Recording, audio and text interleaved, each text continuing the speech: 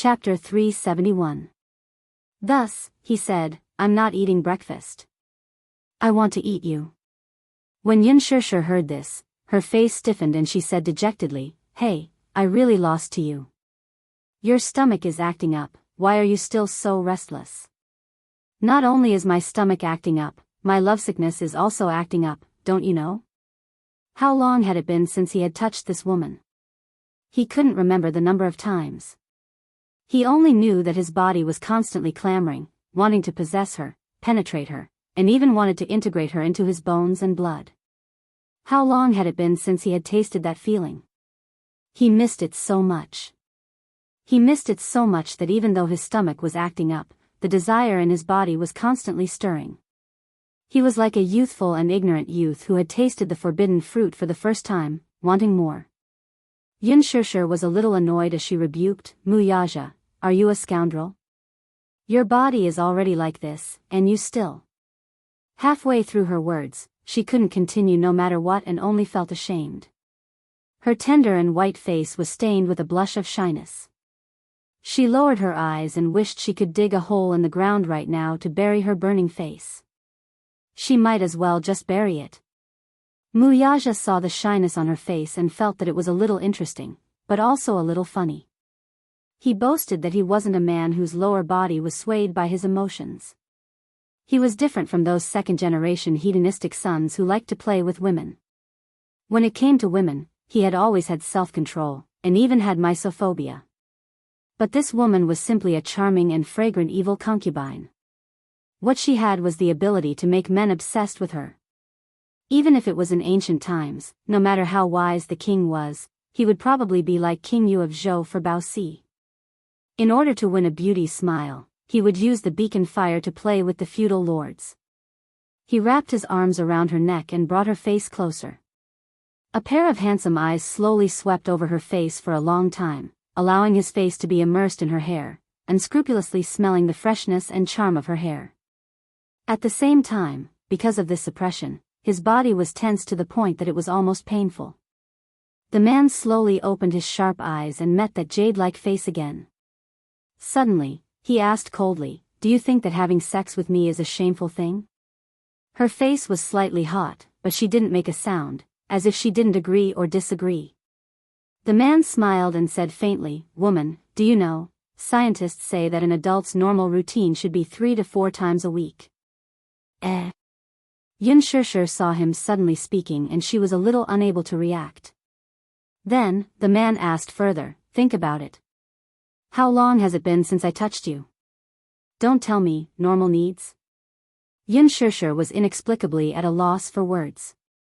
He said it so righteously and she couldn't refute him, but she felt that there was something wrong with his logic. Muyaja played with a strand of her hair, twirling it around his finger and playing with it.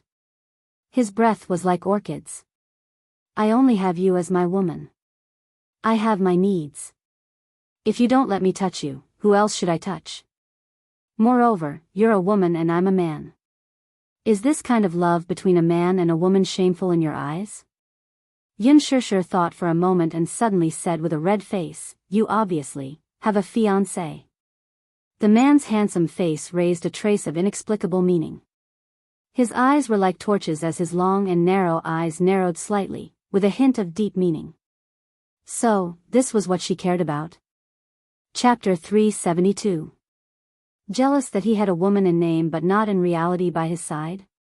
Yunshishir felt a little uncomfortable being stared at by him and wanted to brush it off. Let's not talk about it anymore. Does your stomach still hurt? Are you jealous? No. You clearly are. If you're jealous, then let me tell you, you don't have to think too much. Muyaja hugged her waist and pulled her towards him. He turned his body slightly and pressed her under his body. He pinched her chin and covered her lips with his. He sealed her lips with a gentle kiss. After a simple and charming kiss, he looked at her and smiled. You only need to know that my body wants you. I don't have any feelings for other women. As he spoke, he grabbed her hand that she didn't know how to move and guided it downwards until her fingertips touched that mysterious territory. Through the material of his clothes, she could vaguely feel that arrogant posture. Thus, her face became even hotter, as if blood was about to drip out. What about you? Don't you want me? The man was so gentle beside her ear that his warm breath curled around her earlobe, burning her ears and neck. This woman's body seemed to be extremely sensitive. Even a gentle touch would make her blush, not to mention his advances. Her entire body was burning. You. Yin Shishir said angrily. That's enough. Muyaja didn't give her a chance to refute and blocked her mouth with a sentence. I only want you. I don't have any feelings for other women. Yin Shishir blushed at his words again. Muyaja played with her lips gently, his fingertips caressing those cherry lips that made one drool, but he said word by word, as for the status, I'll give it to you. But now is not the time. Muyaja. You. Is this considered a courtship? Yin Shishir asked all of a sudden. The man's face froze.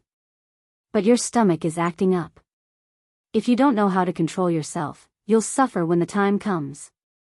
Yin Shishir lectured him seriously. Her words were a prophecy or a curse.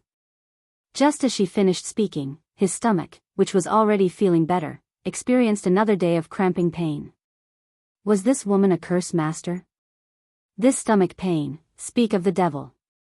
Did she have to spoil the fun like this? A certain man felt very sullen. In order to eat this woman, since she didn't like his forceful methods, he had to persuade her with reason and emotions.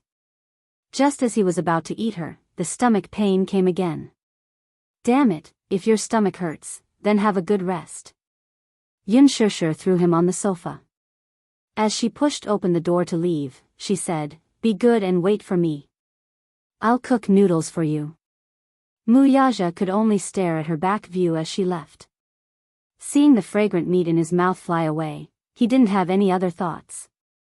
Yin Shishir closed the door and held her heart with both hands. Her heart was thumping.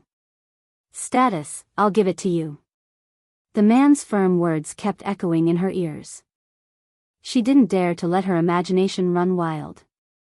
She took a deep breath and quickly went to cook noodles for the man. Chapter 373. The noodles were specially cooked so that they would break in the mouth and be easily digested.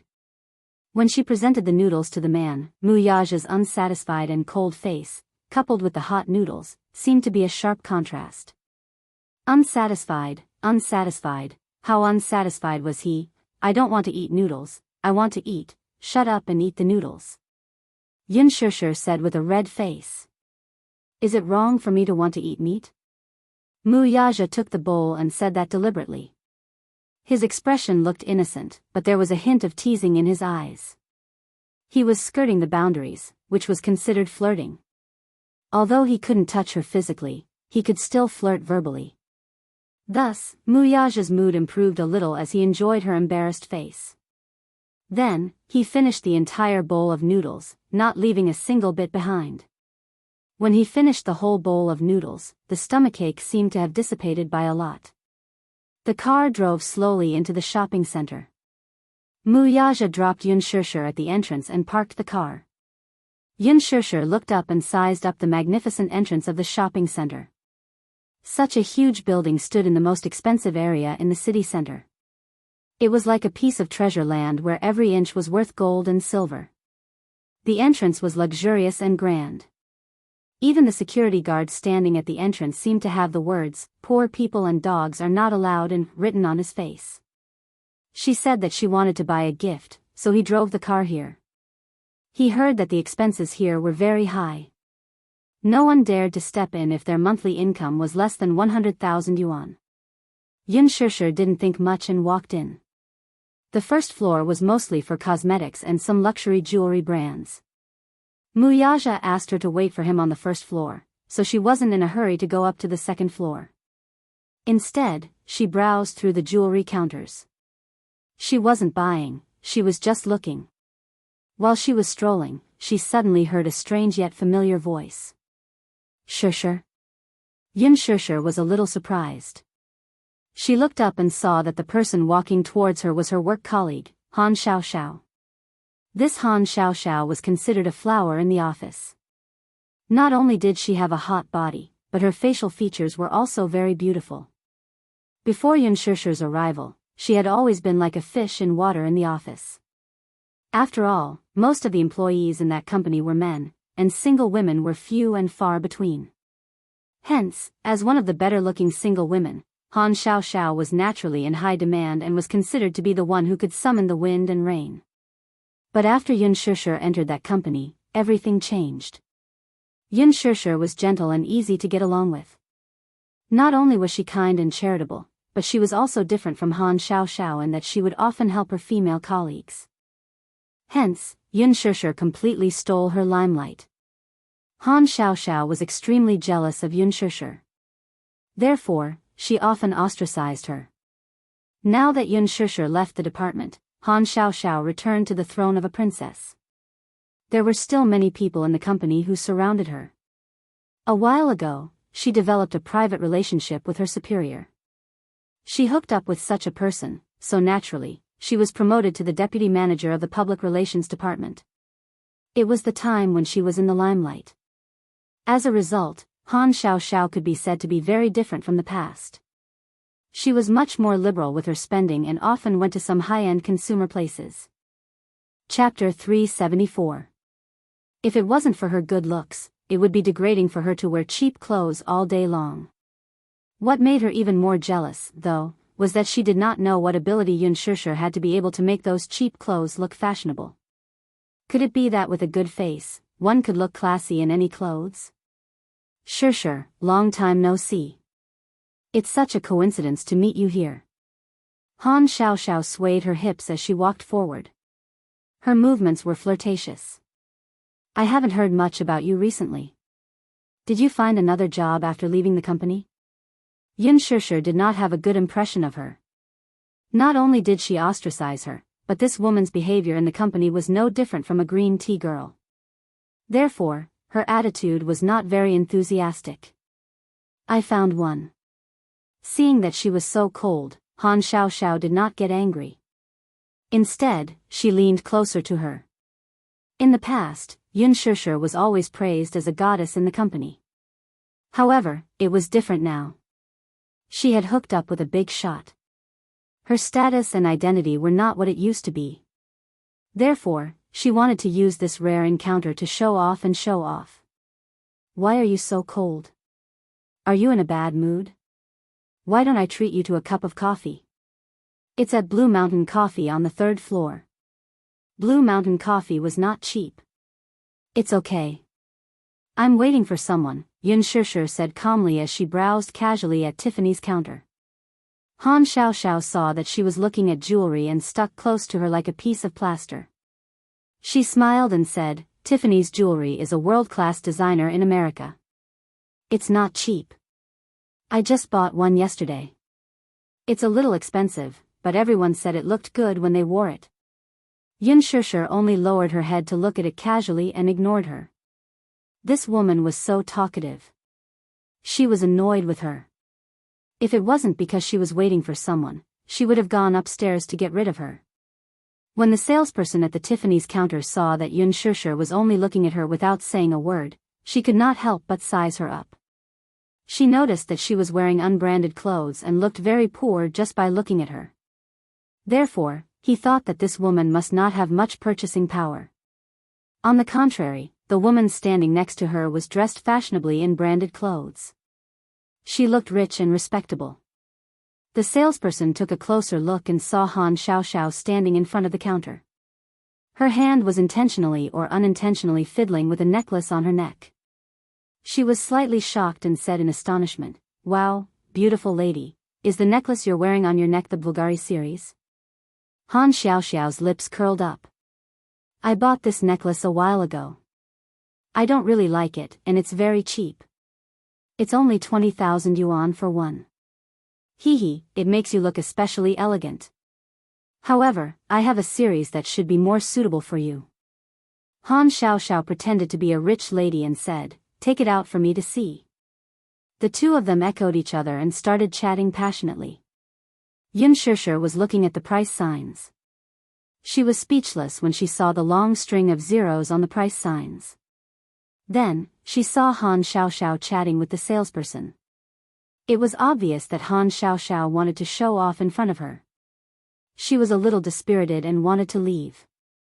Mu Yaja parked his car and went up to the first floor. He saw that she was standing at the jewelry counter and seemed to have nothing to do. He walked over slowly. Have you waited long? Chapter 375. His appearance had attracted Han Xiaoxiao's attention. The handsome man in front of her was tall and slender, especially that exquisite handsome face of his. His every movement exuded a natural aristocratic aura that made her fall in love with him. Who was this man? He looked like he was either rich or respectable. Why was he with Yun Shishir? Han Xiaoxiao's eyesight was outstanding after all. She could tell the brand value of Mu Yaja from head to toe at a glance. Compared to Yun Shishir, who was wearing cheap clothes, it was a little out of place. Shishir, who is he? Yun Shishir pursed her lips and did not want to bother with her. Mu Yaja looked at Han Xiaoxiao coldly and lowered his head to ask, "You guys know each other?" "Ex-colleague. We are friends." The two of them spoke at the same time but gave different answers. Han Xiaoxiao's face revealed an awkward smile. "Shishir, why don't you introduce him?" "Her man." Without waiting for Yun Shishir to speak, Mu Yaja said concisely. Han Xiaoxiao was stunned. Even Yun Shishir's expression froze. "What are you talking about? Isn't that the case?" Han Xiaoxiao bit her red lips hard. She was a little indignant and felt that she had been outdone. At the same time, she felt that the man in front of her was a little unreal. How could he be Yun Shishir's man? Didn't he take a look at his background? Was she even worthy? Rich families were particular about matching in social status. How could a commoner like Yun Shishir be related to a rich family? The more she thought about it, the angrier she felt. She had wanted to show off in front of her, but in the end, she felt like she had been checkmated. This knowledge made her extremely displeased. Mu Yaja's palm gently covered her head and stroked it gently. "What do you like? I'll buy it for you." "I don't like it," Yun Shishir said indifferently, but her gaze landed on the display cabinet. There was a pair of exquisite and beautiful earrings in the shape of a 5-petaled flower, just like stars in the sky. The name was interesting as well. This was called Stars in the Sky, but it was expensive to make. Mu Yaja followed her gaze and saw the pair of earrings as well. His slender fingers clasped the cabinet's surface. "This pair, take it out." Yun Shishir was a little surprised and opened her mouth. She did not understand the meaning of his actions. The salesperson glanced at Yun Shishir, still feeling incredulous. She would not be willing to let ordinary people. This was especially true for someone like Yun Shishir, who was dressed shabbily. She would not be able to afford it, anyway. But Mu Yaja was different. One look and she could tell that he was of noble birth. Mu Yaja glanced at the salesperson's gaze and knew what she was thinking. However, he did not show it. Until the salesperson presented the pair of stars in the sky in front of Mu Yaja. Mu Yaja reached out and took one of them. He reached out and gently brushed away her hair. In an instant, that small and cute earring was exposed to the air. Mu Yaja gently put the earring on for her. The star-like earring set off the pure white earring. It looked even more tender and beautiful. It was as if it was silently tempting him to kiss her. Chapter 376. He lowered his head slightly, and his thin lips that were cold from the night breeze kissed her earlobe. Han Xiaoxiao was stunned, but the kissing scene in front of her was too beautiful. Even she couldn't come back to her senses for a while. Yun Shishir was shocked. Her body moved slightly to the side, and she glared at him with embarrassment. She was obviously shy. Look, do you like it?"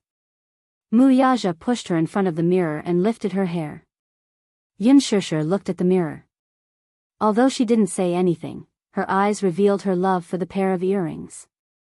Mu Yaja put the other one on her. The salesperson immediately praised, "This lady looks really good wearing this pair of earrings." "Sir, do you want this pair of earrings?" "Yes." While speaking, Muyaja's eyes didn't leave Yun Shishir at all. He just handed over a black gold credit card. The salesperson was still puzzled. Why didn't this man ask about the price of this pair of earrings? He just gave the card to her directly. Was he so rich? However, when she took the credit card from him and looked at it, she didn't have any doubts. Ultima, the king of the cards. People who had a black gold credit card had a supreme status. In the big capital, there were only 5 such cards. Even Han Xiaoxiao couldn't help but be shocked. He was stunned. He was really stunned. One had to know that a black gold credit card wasn't something that ordinary rich people could have. Who was this man? After swiping the card and paying the bill, the salesperson handed the gift box to Muyaja. The man hugged Yun Shishir and left. Looking at the two leaving figures, Han Xiaoxiao wanted to chase after them. Shishir, the latter, however, ignored her completely. Han Xiaoxiao was extremely embarrassed. She turned back to the counter and asked the salesperson, "Is that man's card the legendary black gold credit card?" The salesperson's lips twitched, but she said, "I'm sorry, madam. This involves the customer's privacy. Forgive me for not being able to tell you. How much is the earring that the man just bought? I want it too." Han Xiaoxiao pretended to be generous as if she was eager to regain her face. "That earring is the only one in the counter at the moment. It's already gone. But I can tell you the price. It's 990,000. 990,000? A pair of earrings cost 990,000? Han Xiaoxiao's expression stiffened. The toy section was on the 5th floor, but when they reached the 3rd floor, Muyaja held her in his arms and walked towards the women's clothing section. When they arrived at the Chanel counter, Muyaja picked out a few dresses for her. Yun Shishir, Muyaja gracefully sat down on the sofa. "Take it." Yun Shishir said, "What do you mean by that?" "To buy clothes for you." Yun Shishir furrowed her brows and said, "I don't want it." Muyaja didn't allow her to object. He snapped his fingers, and a few salespeople surrounded Yun Shishir and escorted her into the fitting room. He smiled evilly. Throwing a tantrum in front of him? Didn't she know whose territory this shopping mall was? Yun Shishir's protest came from the fitting room. "All of you, get out. Aya, don't take off my clothes. I'll do it myself, can't I do it myself? All of you, get out." The salespeople were all chased out. Chapter 377. Muyaja glanced at it and felt satisfied. He lowered his head and flipped through the magazine again. "Go and change into another one." Yun Shishir changed into a few more outfits. Muyaja frowned. He suddenly realized something. Damn it, this woman looked good in everything. Thus, he stood up and walked to the counter. "This one, this one, this one, and that one, which one, I want that one too. Pack it up." "Yes, sir." Yun Shishir was speechless. Why did he buy clothes as if he was shopping at a wholesale market? Just like that, Yun Shishir finally went up to the toy counter on the 4th floor with bags of various sizes. She had specially chosen a famous toy brand. When she walked out, she handed a beautifully wrapped gift to Muyaja. "This is a gift for the child." She had specially prepared this gift for Xiao Yichen. Muyaja took the gift. She had personally wrapped it and written a birthday card with her heart. Her handwriting was beautiful, and at the end of the card, there was a smiley face. It was very heartwarming. This should be a birthday surprise. After shopping, it was naturally time to fill his stomach. Yun Shishir chose a restaurant, but it was crowded. The waiter apologetically said that there were only seats available in the lobby. Muyaja made a call, and shortly after, the lobby manager hurried over. Knowing that the CEO of Dishing Financial Group had arrived, the manager of the restaurant personally led a group of people to greet him warmly and respectfully.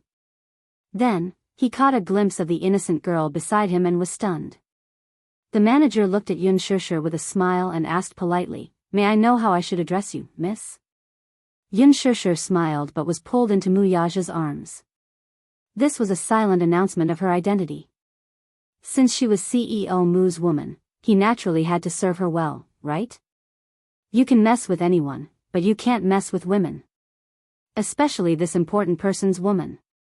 Muyaja saw the look in his eyes and knew what he was thinking. However, he was too lazy to point it out. He only ordered coldly, "Prepare a table of food." The manager nodded hurriedly. "Yes, sir. I'll get someone to prepare it right away." The manager had specially arranged a room with an elegant environment for them. The elegant lighting, the glass windows, and the beaded curtains gave the room a classical charm. How could he dare to neglect someone of Muyaja's status? Moreover, it was an honor for CEO Mu to grace his restaurant with his presence. In fact, this private room had been reserved by a guest at a high price earlier, and it was also scheduled for this time in the evening. Weren't they bumping into each other? However, he had no choice but to reject it. Over the phone, the manager repeatedly reminded Muyaja that he did not like noisy environments and insisted on a private room with a quiet environment. Even the most distinguished customer couldn't compare to this one. Even if he offended the other customers, the store manager had no choice but to push it away. Yun Shishir was so hungry that her head was dizzy. She felt lightheaded when she walked, and her stomach was empty. When she saw Muyaja walking far ahead, not caring about the bags she was carrying, she was full of resentment. However, when she sat down at the table and stared dumbfoundedly at the delicacies on the table that were comparable to the Manchu Han imperial feast, her gloomy mood was swept away in an instant. Chapter 378. Just like that, the two of them occupied a big round table with a sumptuous spread of delicacies. Extravagant and corrupt. But at this moment, Yun Shishir was very willing to be corrupt. Oh my God. She was so happy. But there was so much food. Could the two of them finish it? Wouldn't it be a waste if they couldn't finish it? Hence, she decided that she could just take it away like the last time. Yun Shishir was so tempted by the aroma that she was drooling. She raised her chopsticks and planned to gorge herself. However, in the blink of an eye, she saw Muyaja sitting at the table calmly. He didn't seem to be interested in the sumptuous spread on the table. He didn't even look at it and was casually wiping his hands with a wet towel. Master Muyaja was extremely picky in this aspect. He had been pampered since young and lived a life of luxury. Naturally, he didn't care about these. If it wasn't for her. In his eyes, these sumptuous delicacies weren't even as good as the noodles she cooked. Yun Shishir stared at his elegant dining manners. She thought that he was from an upper-class family after all, so his etiquette was good. He also had a serious obsession with cleanliness. Yun Shishir despised him in her heart. She didn't care about him. She picked up a piece of beef and stuffed it into her mouth. Her mouth was full and she was bursting with happiness. It was delicious. She was so happy that she cried. She had never eaten anything so delicious in her life except for Yu Yu's cooking. At this moment, there was a sudden sound of footsteps outside the door. Yun Shishir turned her head with some doubts. She vaguely heard a woman's dissatisfied and coquettish voice. "I had already booked the private room earlier. How could you cancel it just like that, Miss Lin? Don't be angry. You have an important guest. Otherwise, you wouldn't have been pushed away." "Oh? She's a guest and I'm not. What kind of boss are you? Don't you know the rules of first come, first served? You're a businessman, but you're so. All businessmen are evil. Sorry. Next time, there won't be such a thing." The manager apologized. "Next time? How can there be a next time? Get out of my way. Don't. Miss Lin, please wait. There's someone in the room." "Humph. Don't stop me, I want to see what kind of amazing guest actually took the seat that I reserved in advance." "You're quite capable." The door of the private room was suddenly pushed open. This action was too rude and caused too much of a commotion. Muyaja frowned slightly and turned around. A layer of frost appeared on his face. He saw a gorgeously dressed woman standing by the side of the room. She was wearing a long black dress and exquisite makeup. She was accompanied by an extraordinary man who also looked very noble. It was obvious that the two of them were born in a wealthy family. Their gestures had a kind of elegance that was unique to the upper class. Seeing this situation, the manager stood at the side uneasily. He was so anxious that he was sweating profusely. He looked at Muyaja with a smile on his face and secretly looked at the woman beside him from time to time. For a moment, he didn't know how to ease the situation. That woman first looked at Yun Shirshir with a sharp gaze. She opened her mouth with a gloomy expression and was about to flare up. However, from the corner of her eyes, she caught a glimpse of the extraordinary man on the main seat. The words that she wanted to say were suddenly stuck in her throat and she forcefully swallowed them back down. Young Master Mu. The woman's red lips opened slightly. She was secretly surprised and her eyes revealed an unexpected joy. Muyaja looked at her coldly. With just one look, the woman knew that he had forgotten about her. Chapter 379. The situation was a little tense. It made sense. How could the high and mighty crown prince of Dishing Financial Group remember a mere provincial governor's daughter? This woman was the daughter of the Jianghai provincial governor, Yi Minglan. She had originally booked this private room at a high price to entertain her good friend who had just returned to the country. However, when she arrived, she was politely asked to leave the room by the manager. She had come to look for her aggressively, but she did not expect that the person who had occupied her private room would be Chairman Mu. One had to know that Muyaja rarely ate at such a small restaurant. Moreover, in her impression, this man was very busy every day. How could he have the time to be so carefree? Yi Minglan was overjoyed to be able to meet him here. However, after being pleasantly surprised, the woman's gaze turned to Yun Shirshir with some suspicion. Who was the little girl sitting next to him? She was dressed like a pure student and looked very well behaved. She did not look like a young lady from any family. She seemed to be a commoner. Yi Minglan was a little surprised. For someone like young Master Mu, as long as he wanted, those international supermodels, movie queens, and even upper-class socialites would all fall in love with him. However, this girl had a young face. She looked like she had just graduated from university. However, even though she boasted that she was picky, she had to admit that this young girl in front of her was unbelievably good-looking. Her skin was fair, her eyes were bright, her lips were red, and her teeth were white. Even without makeup, she was already very charming. If such a lovely girl were to be thrown into her circle, many men would fight over her. Yun Shirshir felt uncomfortable being stared at by her. She looked up and felt a burning gaze on her. She followed the gaze and saw the man beside the woman staring at her. Rather than saying that he was sizing her up, it was more accurate to say that his gaze looked as if he wanted to skin her alive. The man was tall and handsome. He was dressed casually, but he exuded an aristocratic aura. His status had always been either rich or noble. When their gazes met, Yun Shirshir subconsciously turned her face away. She was instantly disgusted by these two people who had suddenly barged in. Yi Minglan smiled brightly and asked in a sweet voice, "Master Mu, do you still remember me? My father is Yi Qicheng, and he should have some friendship with you." "Oh, right. If you don't mind, let's sit at the same table. Look, at this time, there aren't any private rooms in the restaurant that are empty." The private room that I originally booked has also been." She spoke very tactfully, but she did not lose her sense of propriety as she politely made a suggestion. Muyaja remained calm and collected. He neither nodded nor refused, as if he had tacitly agreed. Yi Minglan was a little overwhelmed by the favor. She tentatively took a step forward. Seeing that his face was still calm, her heart finally calmed down. Her eyes immediately lit up with joy as she entered the private room with the man. Muyaja did not have much of an impression of Yi Minglan. They were not familiar with each other and did not interact much with each other.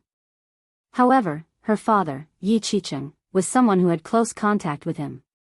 Based on this point, he could not reject Yi Minglan. Yun Shishir was a little unhappy and did not want to eat at the same table as the two of them.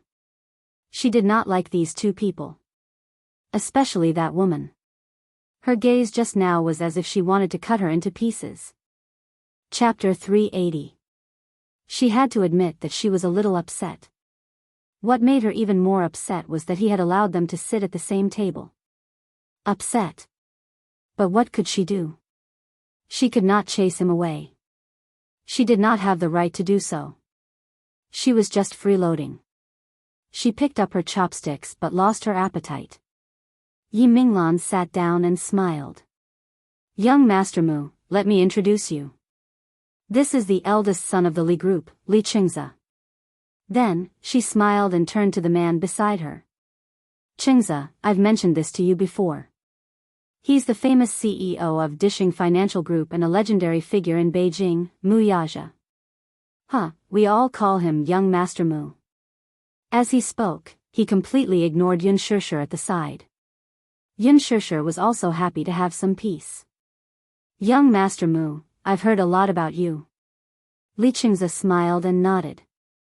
He stood up slightly and extended his hand politely. Mu Yaja glanced coldly at his outstretched hand, but his expression did not change. Li Qingze's hand froze in midair. He could neither extend it nor retract it. Just as the atmosphere froze, Mu Yaja extended his hand indifferently and held it gently. He did not even bend his fingers. His cold and distant attitude made Li Qingze feel awkward. This man was as arrogant as a ruler. Although his status was not as high as Mu Yaja's, not many people in the capital dared to give him the cold shoulder.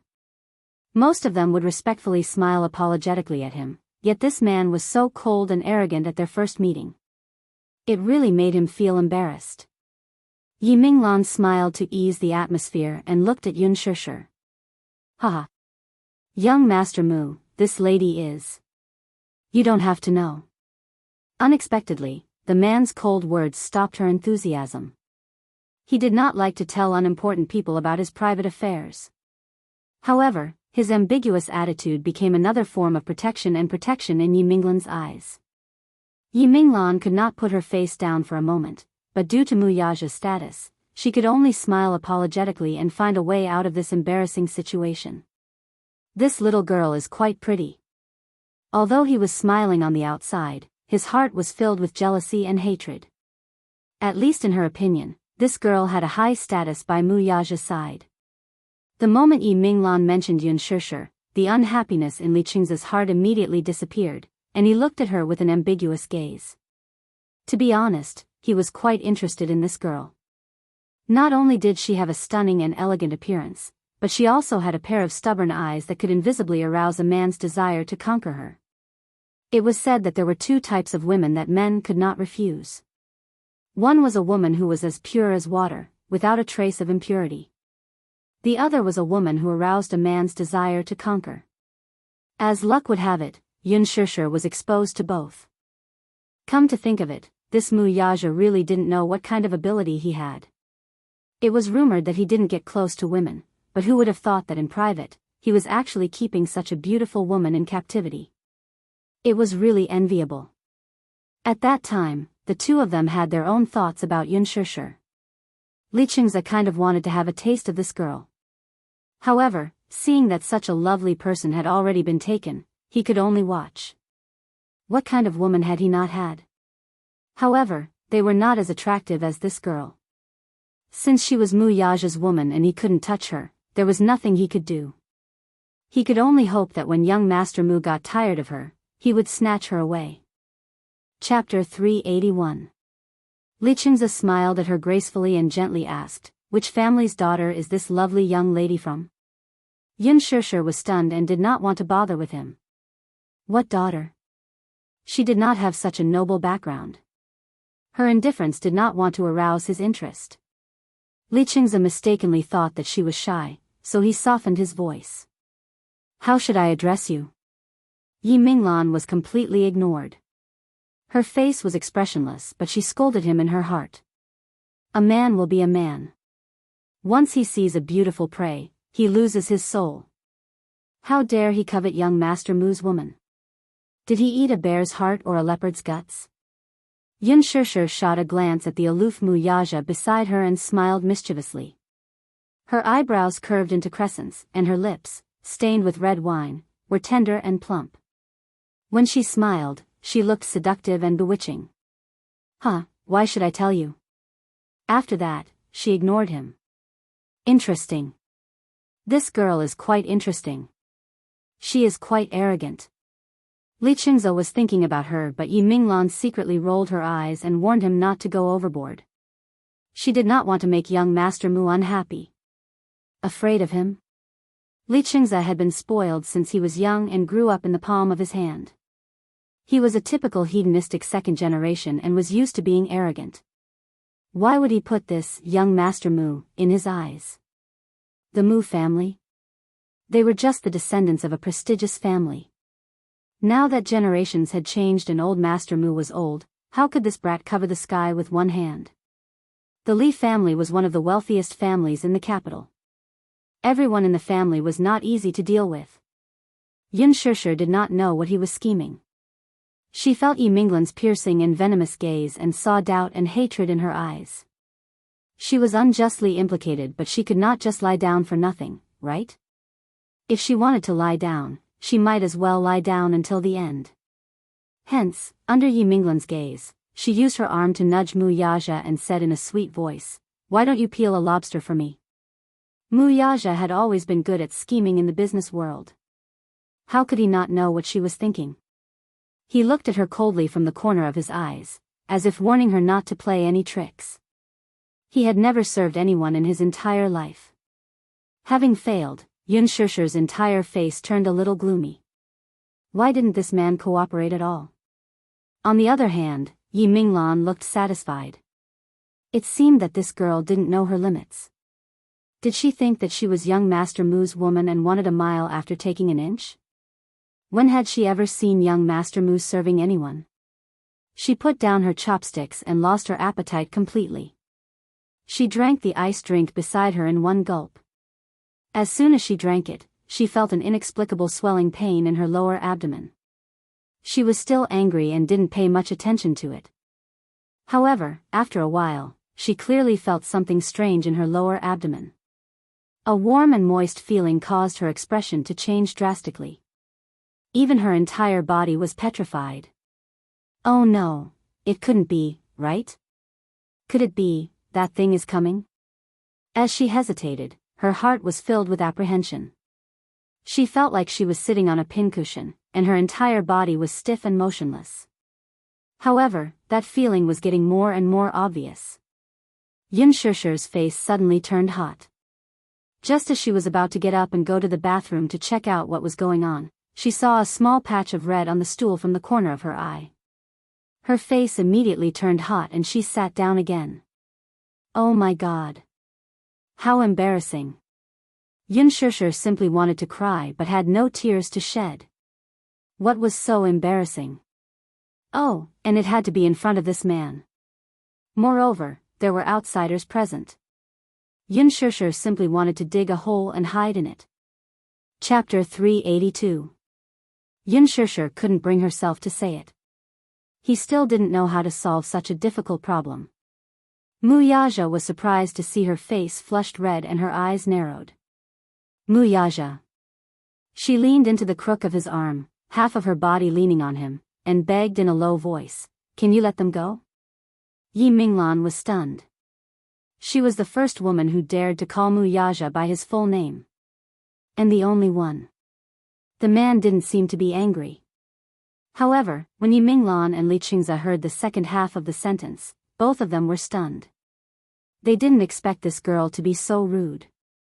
What they did not expect, however, was for Mu Yaja to look at them coldly the moment they finished speaking. Although he did not say anything, his cold gaze seemed to be ordering them to leave. Yi Minglan was embarrassed. When had she ever been humiliated like this? Even so, she had to smooth things over for herself. She stood up and said to Mu Yaja, "Young Master Mu, I just remembered that I have something to do with Li Qingze now. I won't disturb you anymore." As she spoke, she glared at Yun Shishir. Seeing that Li Qingze was still in a daze, she pushed him and said, "Qingze, let's go." Li Qingze came back to his senses and stood up to leave with her. When the two of them walked out, Li Qingze's face was full of bad luck. When had he ever been humiliated like this? However, even though he was indignant, he still couldn't forget Yun Shushu. "You're still thinking about her?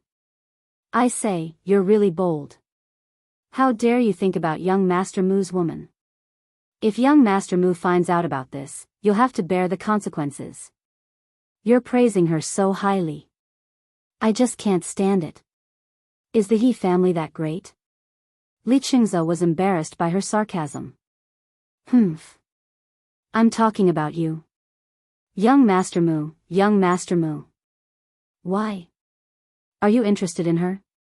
Minglan, it's not that I want to nag at you, but even if you like him, he might not like you. You. It's none of your business." Yi Minglan was so angry that it was difficult to distinguish between green and red.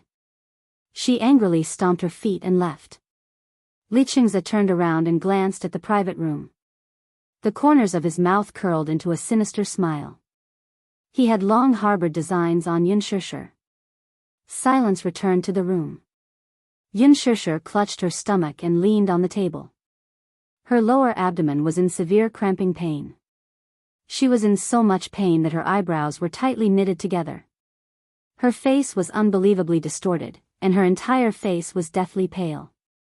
Cold sweat trickled down his back. He didn't even have the strength to speak. "I'm going to die, what a tragedy." Every time her period came, her stomach would always hurt. When it hurt, she would toss and turn in bed. Even using a hot water bottle to cover it didn't help. This time was no exception. What made her even more anxious was that she had returned so suddenly, especially in front of this man. What was worse was that she was wearing a dress. It was fine, but now she was even stained on the stool. How could she have the nerve to move her butt? It was simply too embarrassing. At the thought of this, Yun Shushu's face was so red that it was about to bleed. She couldn't even cry. Mu Yaja raised his eyebrows when he saw her pale face and cold sweat on her forehead. "Are you not feeling well?" When he asked this, Yun Shushu was embarrassed and scared. She stammered, "Mu Yaja, can you go out for a while?" Go out? What was this woman up to again? What's wrong? She forced a smile and said, "Oh. No, I'm fine." Chapter 383. Mu Yaja stared at her coldly for a long time and lost his patience. He thought that she was feeling unwell but was too stubborn to tell him. Thus, he went forward without thinking and put his arm around her waist and knees, hugging her in his arms. However, she screamed. "Ah!" It was so sharp and ear-piercing that it almost broke his eardrums. "Shut up." Mu Yaja frowned unhappily. She was so frightened that she choked. "Shut up." After half a second of silence, suddenly, Mu Yaja. Her voice was as soft as a sheep's. "What's wrong?" He looked down and saw that her face was strangely flushed. Mu Yaja suddenly sensed that something was wrong. He glanced at the stool and saw the glaring red blood on it. His heart skipped a beat and he looked at her. Blood? She was injured? What happened? Yun Shushu was so embarrassed that her face was turning redder. She was afraid that she would get the stain on him and was so anxious that she was about to cry. She almost cried out, "Mu Yaja, put me down." He ignored her and looked even more gloomy. He only asked, "Where are you hurt?" Yun Shushu rolled her eyes weakly. Her face was so hot that it was unreasonable. She replied in a soft voice, "No, I'm not hurt anywhere. You're not going to tell me?" The man's eyes were sharp and his tone was irresistible. "I'll take you to the hospital." F***ck. Go to the hospital? She didn't think so. She hurriedly grabbed his collar and stammered, My period is here." Her voice was so soft that Mu Yaja didn't hear her at all. Seeing that the man was still holding her and walking out of the door, Yun Shushu was so angry that she collapsed. She was so anxious that she wanted to scratch him. What should she do? She mustered her courage and raised her voice slightly. Muyaja, my period is here today. The man suddenly stopped in his tracks. She said mischievously, so, we don't have to go to the hospital. Just help me buy some hygiene products. Seeing that he didn't respond for a long time, Yunshusher hesitated and said softly, I'll use Sophie's brand. A deathly silence followed. She saw that Muyaja's face had completely darkened. Was there anything more tragic than this? She originally thought that the atmosphere would continue like this, but she didn't expect the man to pick up the suit jacket on the back of the chair with one hand and cover her body with it. Her body was completely covered, and he hugged her and walked out of the door. Yunshusher was a little flustered. He didn't know where he was going to take her. He wouldn't take her to the hospital, would he? Muyaja? Where are you going? Go to the hotel and change your clothes. His words were concise, but his cold words made her feel inexplicably at ease. Yunshusher heaved a sigh of relief and calmed down. She felt a little embarrassed from all the attention she had received along the way. She lowered her head and snuggled into his chest. Hot, resolute, and fit. Through the shirt, that beating heartbeat was so powerful. Thump. Thump, it was so clear and intimate that her breathing became chaotic. However, she felt warm in her heart. She still remembered that when she first had her period, she didn't know anything and had panicked. She had been in so much pain that she had tossed and turned in bed. Her father had bought sanitary pads for her and brought her hot tea. He had rubbed her abdomen through her clothes. She had never been so intimate with a man other than her father, not to mention that the man in front of her was Muyaja. Chapter 384. She sneaked a peek at his extraordinarily handsome side profile. His high nose bridge, cold thin lips, arrogant chin, and the slightly open collar of his shirt, revealing his sexy and distinct collarbones. He was like a god who had walked out of an ancient Greek mural. Every stroke of his was like the outline of a work of the gods. He was extremely handsome. She couldn't help but admit that if she put aside his bad behavior, she might really be attracted to him. As she stared at him in a daze, Muyaja sensed that she was looking at him intently. He frowned and lowered his eyes, his expression cold. What's wrong? Yunshusher was stunned. She quickly collected her thoughts and turned her face away from him.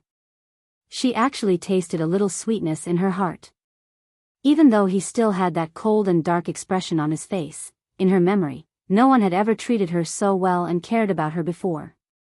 In the hotel suite, Muyaja put her down. Yunshusher immediately scampered to the bathroom like a fleeing rabbit. The man stared coldly at the door that slammed shut and turned to leave. Half a second later, a certain shy woman sullenly opened the door a crack. She leaned against the doorway and pleaded feebly, Muyaja, help me buy a pack of sanitary pads now. Muyaja said coldly, I'll get someone to buy it. Yunshusher was shocked. No. Muyaja, don't ask someone else to buy it, okay? How embarrassing. The man's cold face tensed up and darkened. What's the difference? She was speechless. Yes, there was no difference. It was just that when she thought of those chauffeurs around him and how they were all burly men, she felt awkward. But she couldn't bring herself to say it, so she pouted and threw a tantrum. I don't care. If you don't buy it, I won't use it. Woman, don't be willful. Yunshusher whined pitifully, Muyaja. The man's face turned cold. He ignored her, but he didn't say a word. He turned around resolutely. She was so angry that she frowned. This man was too heartless. He wouldn't abandon her like this, would he? 5 minutes later, when this proud son of a famous family in the capital, a man of great fame in the business world, stood in the column of women's products, when the man's elegant and slender hand picked up the small, cute, and delicate Sophie sanitary pads, the people in the supermarket looked at him in surprise. Colorful gazes sized him up, scrutinizing him. Muyaja tightened his grip on the bag as the blood and chi in his chest churned. His cold gaze swept over, and his icy gaze caused the temperature of the entire place to plummet. Below zero, what were his thoughts? In any case, it was worse than being shot. He didn't know much about these things, so he bought a bunch of them day and night. At the checkout, the cashier stared blankly at the pink and blue sanitary pads in front of her.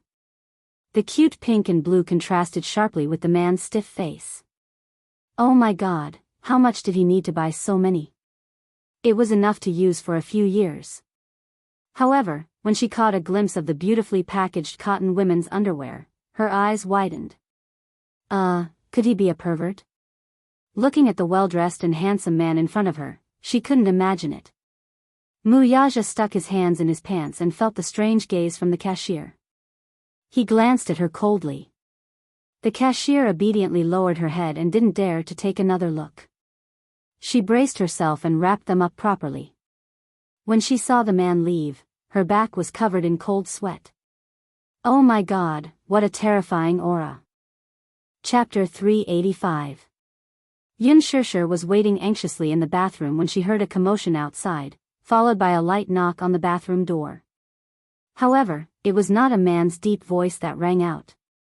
Miss Yun, I'm here to deliver something to you on the CEO's orders. The one who spoke was a gentle female voice. When Yun Shishir opened the door, she was greeted by the room manager in her uniform. Her face instantly turned red when she saw the huge supermarket shopping bag in her hand. Did you buy these? No, these are all from CEO Mu. Miss Yun, CEO Mu treats you so well. Which man would be willing to buy these things himself? Yun Shishir's heart warmed at her words. She took the bag from her and inspected it carefully. She did not know whether to laugh or cry. So many? Don't you know that these things have a shelf life? As she rummaged through the bag, she found a pair of exquisite cotton underwear. She blushed when she realized that her underwear was dirty. She did not expect him to be so considerate. Where is he? The woman smiled. Are you asking about CEO Mu? There's a board meeting coming up. I'm afraid it'll be late, so he asked you to rest first. Although it was a board meeting, it was actually a car race in the mountains to calm down. Oh, he's so busy. Yun Shishir took a shower and changed before taking a taxi home. She lay on the soft king-sized bed and rolled around contentedly. She suddenly thought of something and sat in front of the vanity mirror. Looking at the pair of small and cute earrings, her lips curled up slightly. She touched the earrings contentedly and turned off the lights to sleep. That night, Yun Shishir slept peacefully. The next day, Yun Shishir rushed to the company early in the morning. She had taken a day off yesterday, so when she returned to the training class, she felt that the atmosphere was different. She did not know why, but all the trainees in the class were very polite to her. Jiang Yutong, especially, wanted to avoid her whenever she saw her. This was good, too. At least, she could have some peace. In the evening, Yun Shishir reached home. The moment she opened the door, the warm light in the living room enveloped her. I'm back. Yun Yecheng was setting the table when he heard the door open. He rubbed his hands and walked to the entrance. You're back. Is mommy back? Yun Tianyu poked his head out of the kitchen. Seeing that it was her, he immediately jumped into her embrace and gave her a big kiss. Smack. A kiss was printed on her cheek. Little Munchkin smiled sweetly. Mommy, welcome home. Yun Shishir hugged him. Little Munchkin was wearing a cartoon apron and his face was covered in flour. He must have prepared dinner for her. The long-lost warmth filled her heart. Yun Shishir pouted and said, one isn't enough. Give me another baby. Moi. Switching to the other cheek, he generously gave her another sweet kiss. The mother and son were in a mess at the entrance. How was the summer camp? Is it fun? Yun Shishir asked as she rubbed his head. He pouted. It's not fun at all. It's boring. The summer camp organized by the kindergarten was mostly parent-child activities. It was undoubtedly very interesting for children of the same age, but for Yun Tianyu, it was childish. Then, he asked nervously, "Mommy, you're home early today? Is work going well?" "It's going well." Chapter 386. Little Munchkin asked with an innocent smile on his face. However, in his heart, he was plotting something. If he found out who bullied his mommy, he would definitely not let them off easily. Yun Shishir did not know what the little lad was thinking as she smiled and replied, "No, I didn't." "Shishir, quickly sit down. Yu has prepared dinner for you." Yun Yeching immediately took her bag, took her coat, and hung it on the hanger. In the afternoon, Yu took a small purse and said that he was going to the supermarket to buy some ingredients. He was surprised and worried about the little lad going out alone, so he followed him to the supermarket. Who knew that he would be taken aback when he followed him? Just as he stepped into the vegetables section of the supermarket, Yu rushed into the crowd with a basket of vegetables in hand. His figure agilely maneuvered among the haggling voices as if he was familiar with the process. He was very particular about buying, picking, and matching the meat and vegetables. He did not even need to do anything as he picked the freshest ingredients at the most affordable price. It was not that Yun Yeching was not surprised. When Yun Shishir was so young, she could not even differentiate between vegetables and spinach.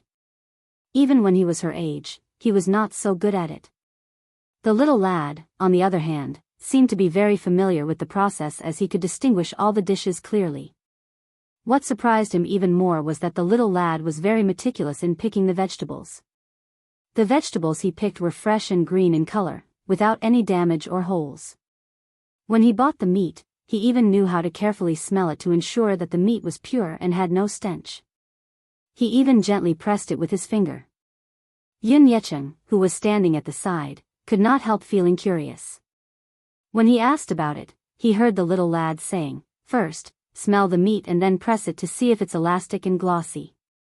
If it's slaughtered after death, then the meat will be dark red in color and there will be purplish red blood stasis in the blood vessels. Eating it will make you sick."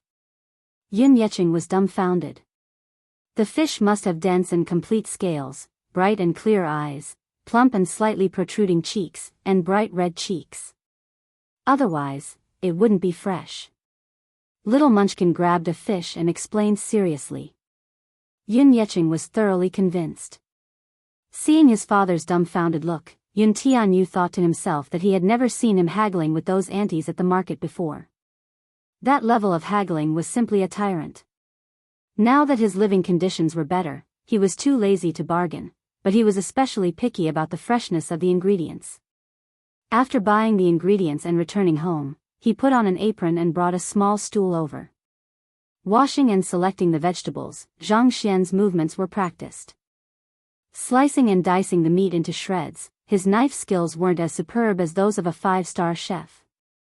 However, with a single cut, the meat slices were even and thin, and the shreds were well proportioned and beautiful. After stir-frying, the meat slices were extremely flavorful. Yun Yecheng wanted to help at first, but the little lad chased him to the side. He then stared blankly at the bustling scene in the kitchen. In less than 2 hours, a sumptuous feast was prepared. Out of curiosity, Yun Yecheng snuck a taste of the opium fish. The meat was tender and delicious, and the taste was neither salty nor bland. Although it was a home-cooked dish, its standard was not inferior to that of a 5-star hotel. Yun Yecheng was completely petrified and felt like crying. He was so touched that he wanted to cry. Chapter 387. Even now, Yun Yecheng was still in shock. When Yun Shishir sat down at the table, he mumbled, "Shishir, these dishes are all made by the child, yes. My Yu is the best." Yun Shishir rubbed the little lad's head lovingly. Yun Tianyu slapped her hand away and tidied up his messy hair before reproaching helplessly, "It's Mommy's fault for being so clumsy. Her cooking doesn't taste good." Yun Shishir looked embarrassed. Yu is so smart. Mommy is ashamed of her inferiority." Yun Yecheng was even more amazed by his grandson's capability. He clicked his tongue in wonder. It's a good thing that he knows how to share your chores at such a young age. At first, I was worried that he wouldn't get into trouble because he's just a child. Now that I think about it, his culinary skills aren't learned in a day or two.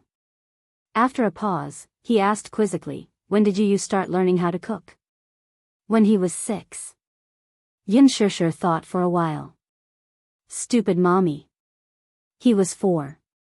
Alright, if noodles count. She remembered that when he was 4, Yu made her a bowl of Yangchun noodles, which tasted pretty good. Actually, Yu did not like to cook, especially the smell of oil and fumes. He only enjoyed the sense of accomplishment and happiness that cooking brought. Every time he saw his mommy eating the delicious food he made, that sense of accomplishment made him feel as if he were the most amazing person in the world. Being able to bring happiness to his mommy was the happiest thing in his life. Mommy, let me test you on a question. He winked mysteriously at her. Guess what day it is tomorrow? Yin Shishir swallowed a mouthful of rice and pretended to be racking her brains. She asked meekly, oh? Is it Sunday? Stupid mommy, tomorrow is Saturday. Yin Tianyu looked defeated as he pouted helplessly. Oh. Then, I remembered wrongly. Guess again. Yin Tianyu put down his bowl and chopsticks and propped his chin on his hand. His twinkling eyes gazed at her with a gentle smile. Is it the parent-teacher conference? Yin Shishir guessed again. No. It's an important day for mommy and me. Yu saw that she had not guessed correctly even after racking her brains. She looked upset and her little face scrunched up. She felt sad and wronged. Yin Shishir couldn't figure it out. What day is that?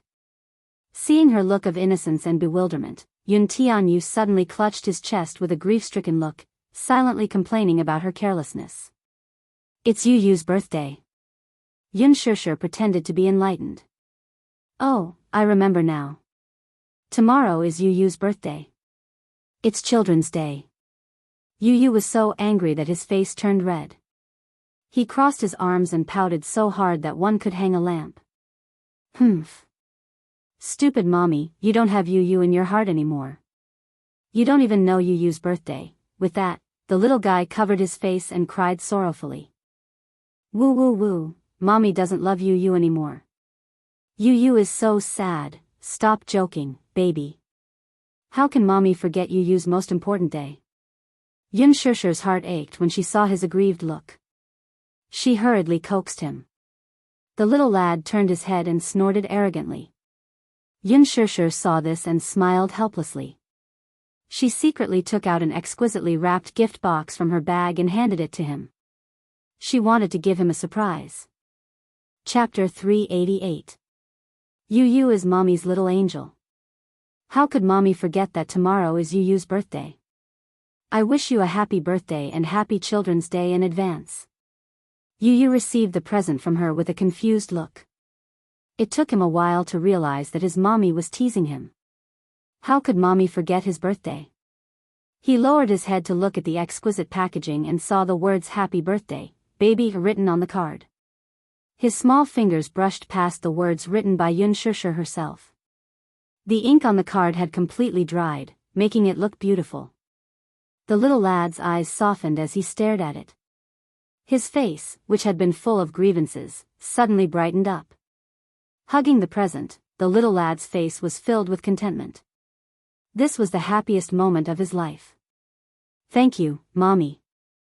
Yin Tianyu was in such a good mood that his pair of calves could not help but sway. Tomorrow is mommy's birthday, too.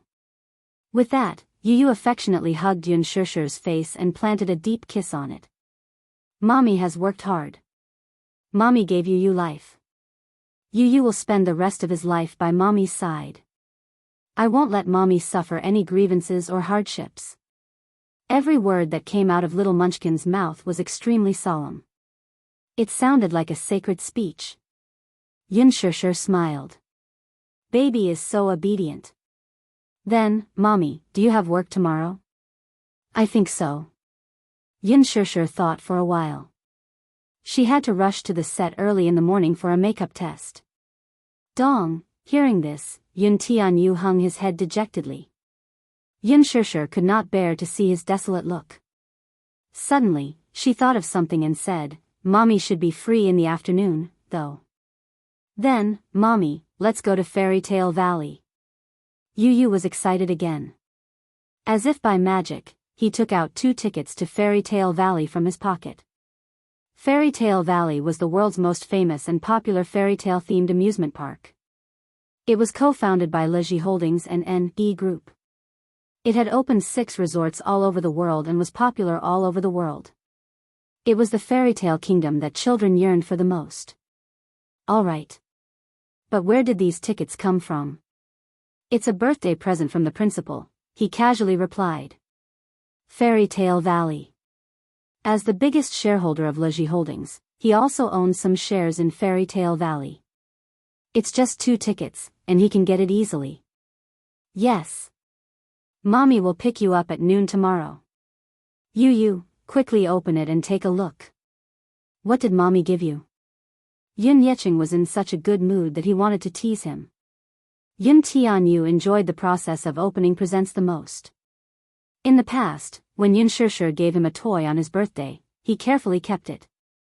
Last year, his mother had given him a set of toy sets, and he had always been careful with them. Generally speaking, children of this age only had a sense of novelty towards toys. The new toys that their parents bought were just for the sake of novelty. When they bought them back, they would be unable to put them down for a few days and play very happily. However, it didn't take long for him to get bored of it and toss it aside. The more mischievous ones would be broken before he got bored of them. Yu was different, though. Chapter 389. He wondered what his mommy had given him this time. He unwrapped the gift box and opened it expectantly. However, he was surprised to see a smart GPS watch lying quietly inside the box. His eyebrows twitched a little. Leji Holdings' newly launched smart sports watch could be used for video calls, GPS global positioning, and had a 1-button alarm function. Could he say that he designed this watch? He wanted to cry but had no tears. Did it mean that his mommy's gift had helped his company generate revenue from this watch? Do you like it? Yun Shishir looked at him expectantly, anticipating his amazement. His eyebrows twitched a little, but when he raised his head, he put on an innocent smile. I like it. Yu likes mommy's gift. Mu residence. After dinner, Mu Yaja walked to the study room and saw Xiao Yichen painstakingly working on an exercise book. He was trying his best to calculate with his fingers. His physique was amazing, but he was weak in science. Those math problems that were so simple to Yun Tianyu could not wait to calculate them one by one for Xiao Yichen. When it came to addition and subtraction, there was still hope. When it came to multiplication and division, the little guy just wanted to roll his eyes and lie down. He seemed to have some ideas, he was just a little bit away. Therefore, he did not notice the steady footsteps coming from outside the door. Click. It seemed that someone had pushed the door open. His footsteps were casual as he strolled in with the posture of a king. The man did not speak. He walked to the table and looked at the little lad, who was sprawled on the table. He was wearing fluffy white pajamas.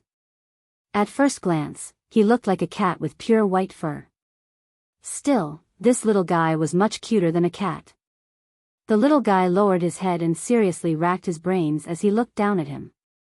His eyelashes, which were thick and long like black phoenix feathers, must have inherited his mother's genes. They covered his eyes and left a faint shadow on his eyelids. He reached out and flipped through the textbook she had placed at the side. Little Yichen was startled.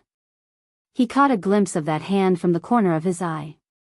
It had fair skin, slender fingers, and well-defined knuckles. He could not help but raise his head in astonishment, only to see the man with his head lowered and flipping through her high school textbook. His handsome face was calm, and his lips seemed to have a gentle curve. The study room was lit by a table lamp. In the half-light, half of his handsome face was buried in the shadows. His expression could not be seen clearly, but there was a deadly handsomeness about him. There seemed to be no expression on his face. Xiao Yichen always felt that his daddy had the innate aura of a king. His every movement was extraordinary, as if he was born to be a king. People could not help but submit to him. He yearned to be a man like his daddy. The little guy hurriedly stood up, not knowing what to do. These exercises were given to him by Muyaja. He had given him an entire afternoon to solve 1,000 exercises. However, he had racked his brains day and night and had only solved 370. He was already dizzy. Muyaja had always been strict with his studies. Xiao Yichen felt guilty that he could not satisfy his daddy. Chapter 390. Muyaja raised his eyes and saw the man standing at the side with his head hung low. His lips curled into a smile as he walked to the table and sat down on the chair. Xiao Yichen had just let out a sigh of relief when he saw his father reach out and gently pull him into his embrace. He sat in his father's embrace and smelled his delicate fragrance. He couldn't help but hug his father's waist. "Daddy, I haven't finished the math problem, which one?" The man's magnetic voice sounded above his head. Xiao Yichen flipped open the notebook and pointed at the questions. He whispered, "These questions. I don't know how to solve them." Muyaja calmly picked up the pen and wrote down a few multiplication tables. Soon, he solved the problem. Xiao Yichen blinked in astonishment. He grabbed the notebook and looked at it again and again. Yes, that's how he solved it. He just couldn't remember the formula. No matter how hard he thought, he couldn't figure it out. Thus, he was trapped in the math problem. Which one? Xiao Yichen shook his head and said, "That's all. You didn't memorize the multiplication table?" "I memorized it, I'm not familiar with it." Xiao Yichen revealed a bitter and vengeful expression. Muyaja gently smiled. He looked very good when he smiled. His long and narrow eyes curved slightly and his thin lips curved slightly. His smile was truly breathtaking. Even if you exhausted all the beautiful words in the world, it would still be indescribable. He was making calculations in his notebook while explaining to him in a soft voice. His clear voice was as pleasant as spring water. His voice was clearly feminine and mellow, but it sounded so soft and pleasant to the ears. The little fellow suddenly felt that if this man became a teacher, he would definitely be an outstanding teacher. He explained very seriously and didn't miss any details. Even though the little fellow was distracted, he still understood his thoughts. He raised his head and revealed a bright and beautiful smile with two cute dimples at the corner of his lips. "Daddy is so awesome, if only you could accompany me to do questions every day." Muyaja looked at little Munchkin's smiling face and suddenly became distracted. She recalled Yuntianyo's arrogant and unruly face. Genes were truly inconceivable. Of the two little fellows, one was proficient in literature and the other in martial arts. Yuntianyo's physique was barely satisfactory, but he was exceptionally intelligent. Although Xiao Yichen's intelligence was not as top-notch as Yuntianyo's, his physique was better than his younger self's. He had an extraordinary talent in firearms and combat. "Do you know what day it is tomorrow?" Muyaja lowered his head and whispered into the little fellow's ear. Xiao Yichen frowned and thought hard for a while. Then, he shook his head and said, "I don't know." Muyaja poked the little fellow's head and said speechlessly, "Don't you remember your own birthday?" Xiao Yichen pouted aggrievedly and helplessly said, "I really forgot." As if by magic, Muyaja took out an exquisitely wrapped gift box from his pocket and passed it to him. Little Yichen's eyes widened in surprise when his gaze landed on the present. He was a little taken aback by this unexpected surprise. Hugging the present, his little face was unusually bashful and excited. The little fellow's emotions were always restrained, which was very similar to Muyaja. Be it happiness or sadness, they rarely showed on his face and were buried deep in his heart. However, he was still a child. When the gift landed in front of him, a heartfelt joy arose spontaneously. Chapter 391. Especially when she opened the gift, every minute and every second was filled with joy and inexplicable anticipation. Muyaja had given him presents before. Every year on his birthday, he would give him anything that Xiao Yichen liked or wanted. To him, there was nothing that he could not get, only things that his child could not think of. Therefore, no matter what the present was, as long as he asked, it would immediately fly to his side. Therefore, no matter how precious the present was, he would get it if he wanted it. However, this would also cause the child to lose the mood to cherish the present. As long as he opened his mouth, there was nothing that he could not get. Therefore, he played with Muyaja's presents for a few days. When he was tired of them, he threw them aside and did not ask about them anymore. It was hard for a child to have feelings of wanting to cherish something that was easily obtained. The harder it was to obtain, the more one cherished it. After all, compared to women, men were not as meticulous. In the past, when it was Xiao Yichen's birthday, Muyaja would always ask him in advance what he liked and what he wanted as a present. Muyaja would send someone to buy whatever he liked and give it to him. There was no exquisite packaging or beautiful card. Therefore, the birthday present did not have the anticipation and surprise that a birthday present should have. Mu Wanru's attitude towards his birthday was also not very attentive. Most of the time, she would pay for whatever Xiao Yichen liked. It was a cold process. However, this was not strange. After all, he was not her biological son. Without blood ties, she did not pay much attention to the details. She seemed to dote on the child, but on the surface, it was only for the sake of Muyaja and Grandpa Mu. In her heart, her attitude towards the child was neither hot nor cold. She did not give birth to him, so how much could she dote on him? Children were naive by nature. Their anticipation for their birthday was nothing more than the surprise and yearning for the mysterious present. The moment when they opened the present was always thrilling, full of anticipation and fantasy. However, for Xiao Yichen, the action of opening the present seemed to be numb. This was because he knew what kind of present his daddy gave him. Because he knew, there was no surprise and no anticipation. However, when Muyaja magically presented a beautifully wrapped present to him, Xiao Yichen's childlike innocence was instantly awakened. "Daddy, is this my birthday present?" Xiao Yichen blinked his bright eyes and asked curiously. "Yes." "What present is it?" He was so curious. "Open it and take a look." However, little Yichen frowned and pouted, appearing to be vexed. "What's wrong?" Muyaja asked when he noticed his odd expression. "I can't bear to open it." Xiao Yichen muttered. "Can't bear to?"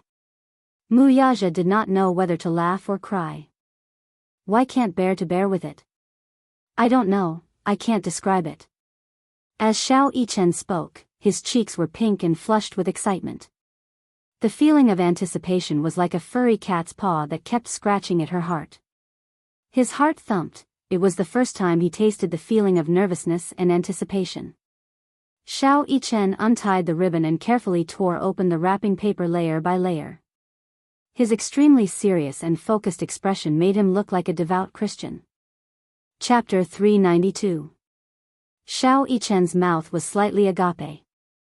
He was a little surprised, but more than that, he was pleasantly surprised and curious. "Daddy, what is this?" Muyaja explained it to him. "This is a smart watch. It has a call function, navigation, and GPS. Look, this is a one-button alarm." The man's voice was low, gentle, and magnetic.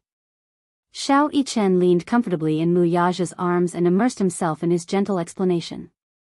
The study room was filled with tenderness. Xiao Yichen quickly learned all the functions of the watch. The watch's design was extraordinary. In fact, it had more than just the functions mentioned above. There were also some hidden applications that were very useful for children of this age. However, if Muyaja knew that this watch was one of the many products designed by Yun Tianyu, what would he think? Fun. He. Xiao Yichen wore the watch on his wrist and waved it in front of Muyaja as if to show off. He proudly said, "This watch looks much better than those that Daddy wears." Muyaja chuckled. It was rare for the little guy to reveal such a pure and romantic smile. Seeing him happy, the corners of his lips could not help but curl up. He was in a good mood. "Baby, your birthday is coming soon." He caressed the little guy's head and gently planted a kiss on his forehead. Xiao Yichen blushed. He hugged Muyaja's shoulders and kissed him on the cheek. Thank you, Daddy. How do you want to celebrate your birthday tomorrow? Xiao Yichen pondered for a moment before saying softly, I want to go to the amusement park. Amusement park? Fairy Tale Valley Amusement Park. I heard that it's fun. Are you free? Mu Yaja was silent for a moment. He filtered through the schedule for tomorrow in his mind and said helplessly, Daddy's schedule is full tomorrow. Xiao Yichen lowered his head, feeling a little lonely. Let Mommy go with you tomorrow, okay? No. Xiao Yichen looked conflicted. I just want Daddy to play with me, good boy, Daddy doesn't have time. Next time, Mu Yaja patiently coaxed him, his tone revealing some guilt and self-blame. There was a very important planning meeting tomorrow that couldn't be postponed. Xiao Yichen looked at him pitifully. In the end, he nodded reluctantly and gave in. He was not a willful child. Even though he had nodded and compromised, it didn't mean that he wasn't disappointed. It wasn't the first or second time she had experienced such a lonely birthday. He really wanted to go to the amusement park with his daddy. Playing the pirate ship and the merry-go-round, although these rides were not very attractive in his eyes, it would be very interesting if his daddy accompanied him, right? It would definitely be fun. He could understand that his daddy was busy. Such a big company needed to be managed, and he might not have the time to accompany him all the time. He was not greedy, though. He only hoped that his daddy would take some time out to accompany him on his birthday. This thought had become an extravagant hope. Xiao Yichen was a little unhappy. However, even if he was unhappy, he could not show it on his face. As a father, he was not as meticulous and gentle as a mother. From a certain perspective, perhaps Yun Tianyu was happier than Xiao Yichen. Chapter 393. Be it the gifts or the schedule, they were all meticulously prepared for the sake of leaving a beautiful memory for the child. Thus, with more or less regret, Xiao Yichen did not sleep well that night. His heart ached as he hid under the blanket. He wanted his daddy to accompany him to the amusement park. This was the real surprise he was looking forward to. The next day, Yun Shishir woke up very early.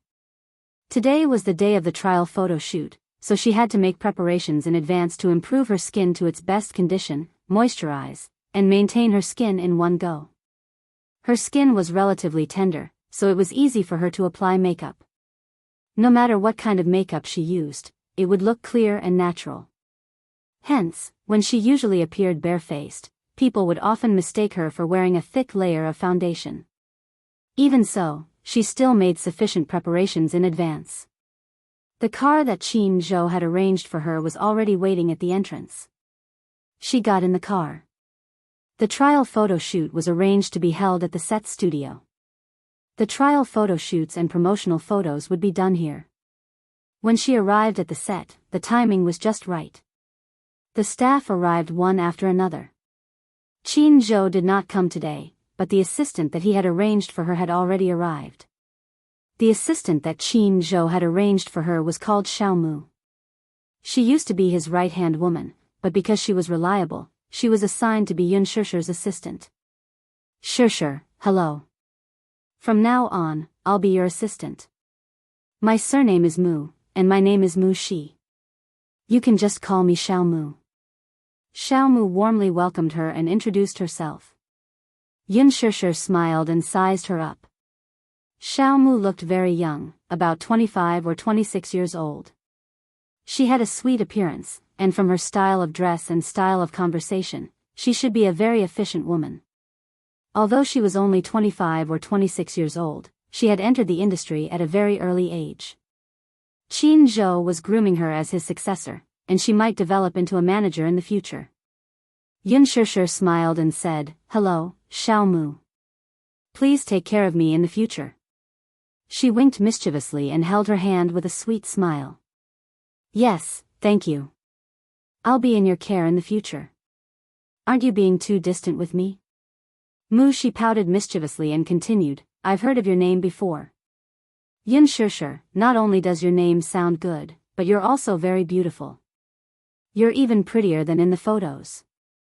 Xiao Mu sincerely praised, her eyes filled with admiration and intimacy.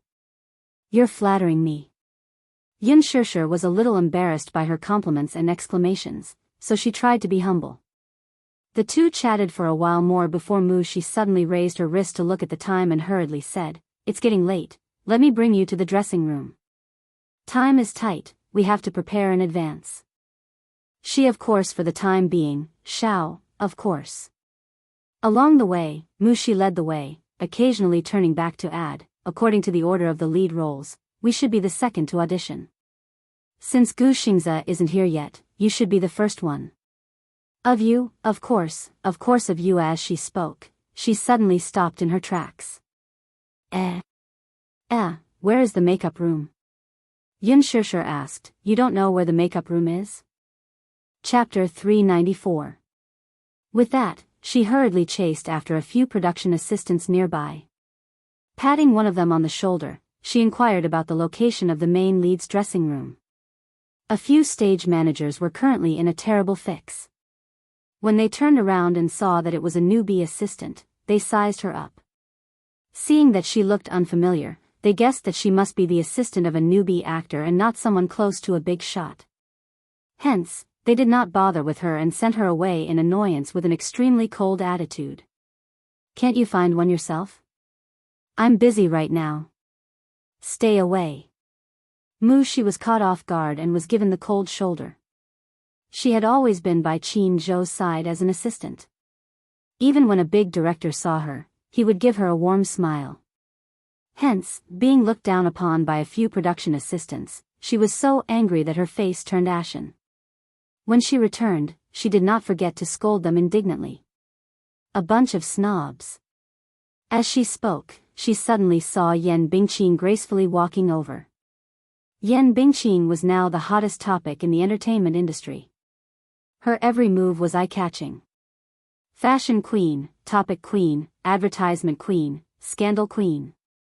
She was now Huanyu's A-lister. Although she did not have any representative works to show, her acting standards were often criticized by the media. Most of the movies she starred in had mediocre reviews and terrible reviews. She was known as the poison of the box office. Still, her looks were definitely heavenly and demonic. In the face of a peerless beauty, other conditions did not seem so important. Upon seeing the actress, the few stage supervisors changed their cold and aloof attitude toward Shi and immediately bowed to greet her. They took on an incomparably flattering posture and served her well. This time, Shi was even more furious. What kind of people are they? Are they obviously flattering someone and stepping on me? However, there was only so much she could complain about. After being by Qin Zhou's side for so many years, she had always believed in being careful with her words and actions. Moreover, Yan Bingqing's background was not simple, so it was not good to offend her. Although she was furious, she repeatedly reminded herself to suppress her anger and not cause any trouble for Yun Shishir. Yun Shishir also saw the change in attitude of the stage supervisors, but she did not say anything. This was only human nature. "Little Mu, don't be angry. It's not a big deal. Shishir, I feel indignant on your behalf." She snorted, clearly feeling indignant on her behalf. The two of them fumbled around the huge set for a while and soon found their dressing room. "The dressing room is over here." As she spoke, she pushed the door open and walked in. Coincidentally, Yan Bingqing was also in the dressing room. Yun Shishir was a little stunned. She remembered that her dressing room was the same as Gu Xingze's. Why is Yan Bingqing here too? She was a little puzzled. She pulled a production assistant to the side and asked softly, "Handsome, let me ask you, isn't this the dressing room of the main lead?" Lin Fengtian had specially instructed to arrange a separate dressing room for the two main leads. In this movie, Yan Bingqing was just a supporting role and a cameo.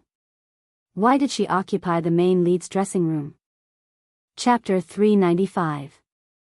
This dressing room is for the two main leads. However, Yan Bingqing said that she wants to use this one. Seeing that the superstar won't be here anytime soon, I can't really reject her. She was displeased. This is the main lead's dressing room. Can't this missy use another one?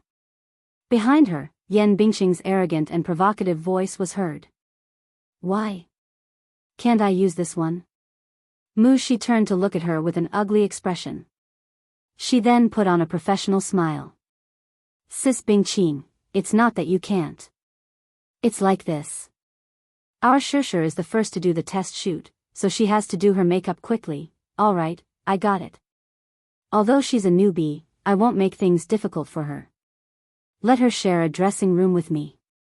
Yan Bingqing looked coldly at the mirror and did not look at her at all. She casually said this, yet her tone sounded as if she was doing her a favor. It was as if giving up half of the dressing room to Yun Shishir was her doing a favor beyond the law. It was as if she had the right to decide who this dressing room belonged to. Shi was so angry that her smiling face stiffened. This dressing room was clearly arranged for Shishir. Now that she had snatched it away, she was still acting as if she was doing her a favor. How could she be so shameless? She was clearly trying to ostracize her. To put it nicely, Yan Bingqing was a guest star this time. In fact, she was already one of the female leads. One of the investors valued her and wanted to groom her. Alas, Lin Fengtian did not fancy her. She had no acting skills. Although her facial features were naturally beautiful, she had a mature charm and could not portray the innocence of a young girl at all. To sum it up, she looked old. Hence, she was heartlessly kicked out by Lin Fengtian. This Yan Bingqing must have seen that Lin Fengtian had chosen a newcomer. She must have held a grudge and was secretly jealous. However, despite her thoughts, Shi did not dare to talk back to her. She only said in a neutral tone, "Where's the stylist? Hurry up and do your makeup." As soon as he finished speaking, a young woman wearing glasses hurriedly pushed open the door and walked in with a heavy bag in her hand. She was probably the stylist of the crew. She walked in, looked around, and said with a smile, "Sorry, there was a traffic jam on the road, so I came a little late." "I'm really sorry. I'm the stylist of the crew. My surname is Ding and my name is Ding Ning." After a pause, she asked, "Who's the lead?" Shi smiled and held Yun Shishir's hand. "Hello, Ms. Ding. This is the female lead, Yun Shishir." Ding Ning immediately greeted politely, "Hello, Shishir." Just as the atmosphere was harmonious, ahem. Yan Bingqing sat in front of the largest dressing table. Seeing that Ding Ning did not notice her immediately, she cleared her throat with a displeased expression. Ding Ning heard the noise and looked in the direction of the sound. When he saw that it was Yan Bingqing, a flash of embarrassment and annoyance passed in his eyes. He immediately smiled and said, "Sister Bingqing. Emichim. Come and do my makeup for me." "Alrighty." Ding Ning immediately carried her bag to Yan Bingqing's seat and opened it. Shi was stunned. Yun Shishir's eyes darkened slightly, but she remained calm and collected. No trace of anger could be seen on her face. Shi was a little unable to keep her cool. This dressing room was snatched, and now the stylist was snatched as well. This was too much. Shishir was going to be the first. This time, Shi was certain that Yan Bingqing was deliberately making things difficult for her. Lin Fengtian was known for his bad temper. Chapter 396. There was only one stylist in a dressing room. Yan Bingqing was clearly trying to embarrass Yun Shishir. Shi got Yun Shishir to go to her seat first and then walked toward Yan Bingqing. "Sister Bingqing, why don't we let Xiao Ding do Shishir's makeup first?" Yan Bingqing arrogantly rolled her eyes. "Why?" "Because Shishir is the first to go. If she's not ready by then, Director Lin will lose his temper again." Yan Bingqing sneered and said faintly, "Her makeup is so simple, can't she do it herself?" With that, she turned to give Ding Ning a look. "Don't you think so, Xiao Ding?" Ding Ning was a little embarrassed for a moment. When she saw Yan Bingqing looking at her from the corner of her eye, she trembled and echoed, "Yes, the main lead's makeup is just a simple nude outfit. There's no need for eyeshadow. 2 layers of low gloss and some highlights will do. Sister Bingqing's makeup is more difficult to do, so I'll do her first. She was just an ordinary stylist. How would she dare to offend someone like Yan Bingqing? She was furious. She was about to speak when someone held her shoulder. She turned around in surprise, only to see Yun Shishir pulling her behind her with a smile. With a decent and elegant smile, she said to Yan Bingqing, "Sister Bingqing, you're my senior. According to the rules, you should go first and I should respect you first." These words were really pleasant to hear. Yan Bingqing's brows relaxed a little. She even thought that this newbie was quite sensible. However, in the next second, she heard Yun Shishir say lightly, "Although I'm a newbie, I'm the female lead in this movie. I'm the first in line for today's test shoot, so Miss Ding should do my makeup first." Yan Bingqing's smile froze. "What did you say?" Ding Ning, who was behind him, was also stunned. Even she was so shocked that they did not dare to breathe loudly. "Sister Bingqing should have heard what I said very clearly. I'm the main character, and you're a supporting character. It's my turn to go first today." Yun Shishir's tone was light, and her voice was soft. However, she enunciated every word clearly, neither servile nor overbearing. When Yan Bingqing heard this, her chest seemed to explode. She couldn't even breathe properly. She stood up angrily and walked in front of her. "You're saying that I'm a supporting character and you're the main character? So, the county did your makeup? Is there a problem?" Yun Shishir said helplessly, "Indeed, I'm the main character and you're the supporting character. I didn't say anything wrong. Besides, first of all, Ms. Ding is my stylist. Second of all, this is my dressing room. I've already given you half of it. I'm already showing you respect and giving you face. Still, if you want to snatch the stylist away." She pursed her lips and pretended to be annoyed. Suddenly, she smiled and asked, "Why don't we invite Director Lin over to be the judge and see if Sister Bingqing should be the first to go up?" "Are you using Director Lin to pressure me?" Yan Bingqing was flustered and exasperated. However, she still had to maintain her composure on the surface as she gritted her teeth and stared at her. Yun Shishir, however, was not afraid of her murderous glare and said lightly, "Sister Bingqing, your words are interesting. Clearly, you're using your status to ostracize me, right? Yes, I'm a newbie and have just debuted, but I respect you. On the other hand, don't you feel that you're bullying a newbie?" His words were spoken in a casual manner. However, every word was a gem. Chapter 397. Yan Bingqing's lips twitched. After scrutinizing her for a while, she sneered. "Good. Interesting. Yun Shishir, let's wait and see." With that, she haughtily snorted, picked up her expensive Chanel handbag, and mercilessly bumped into Yun Shishir's shoulder as she left. For a moment, the atmosphere in the dressing room froze. Ding Ning and Mu Shi, especially, looked at each other with pale faces. Yun Shishir calmly sat down in front of the dressing mirror and calmly asked, "Ms. Ding, although my makeup is simple, you are a professional, after all. My technique is definitely not as good as yours. Still, can you please show some professionalism? Come and do my makeup for me." Mu Shi was dumbfounded. She had previously heard from Qin Zhou that Yun Shishir's character was somewhat aloof from worldly affairs and that she should take good care of her. How was she aloof from worldly affairs? Still, she liked it. She was a little worried that she would offend Yan Bingqing and bear a grudge against her from now on. However, this was how the entertainment industry was. Open and covert fights and scheming against each other would happen sooner or later. Yun Shishir's role as Yin Xiaochuan was mostly set during her school days, so her makeup was all about purity and purity. Ding Ning applied a crystal-clear nude makeup on her and applied some pink blush on her cheeks, and the job was done. It was not a huge project, but it still took an hour. Nude makeup sounded simple, but it was the most important thing. A thick layer or a thin layer would not do.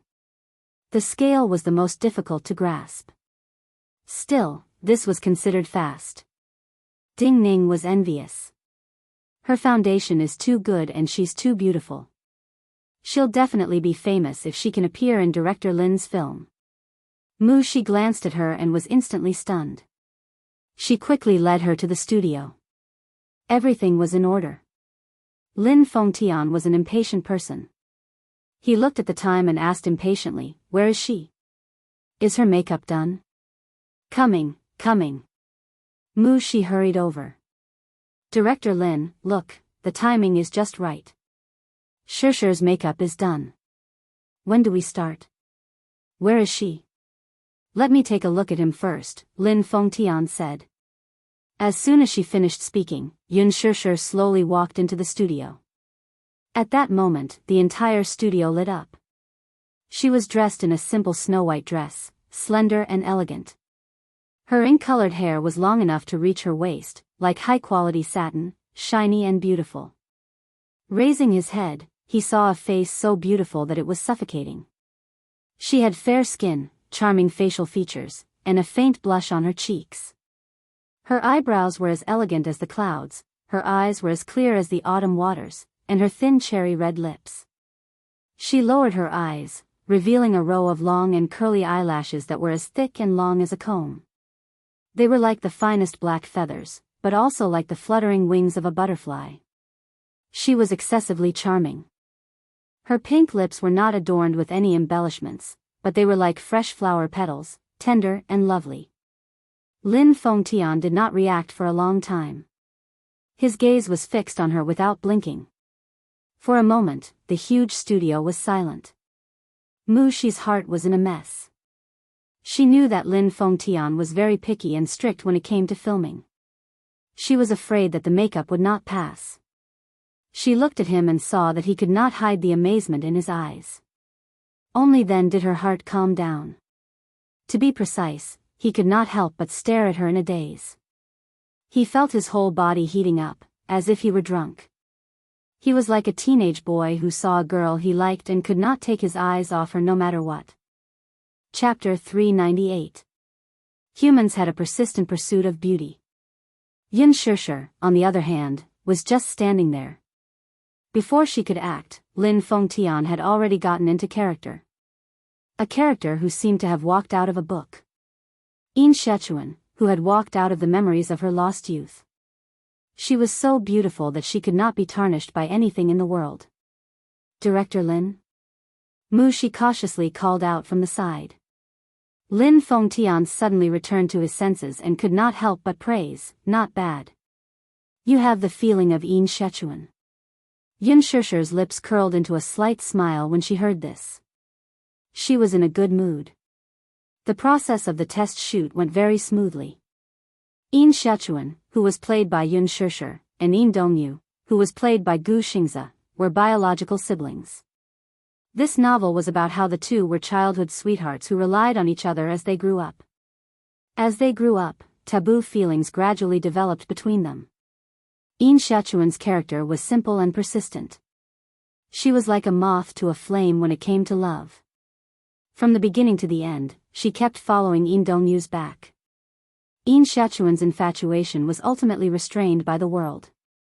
Although Yin Dongyu's heart throbbed with love for her, he was forced to push her away time and time again due to ethics. Later, Yin Shechuan's mother unintentionally flipped through Yin Shechuan's diary. The desperate and sorrowful words of struggling in the abyss of misery were revealed. Only then did she realize that the siblings had developed feelings that they should not have. In a fit of anger, Yin Shechuan's mother sent her abroad to study. This was undoubtedly an exile. A few years later, Yin Shechuan received a long-distance call from her mother. Yin Dongyu had a fiancé and was about to get engaged. Yin Shechuan returned to her hometown with a sense of loss. However, in an accident, she was diagnosed with blood cancer. Yin Dongyu rushed to the hospital for a bone marrow examination, only to find out that his bone marrow and blood type did not match. The siblings were not related by blood. It turned out that when Yin Shechuan was born, the two children were swapped at birth, resulting in a torturous relationship. Lin Fengtian boasted of his ruthless foresight. Now, he was even more confident of his judgment. Yun Shishi and Yin Shechuan's temperament was very compatible. With a slight smile, her pure and flawless aura instantly infected the entire set.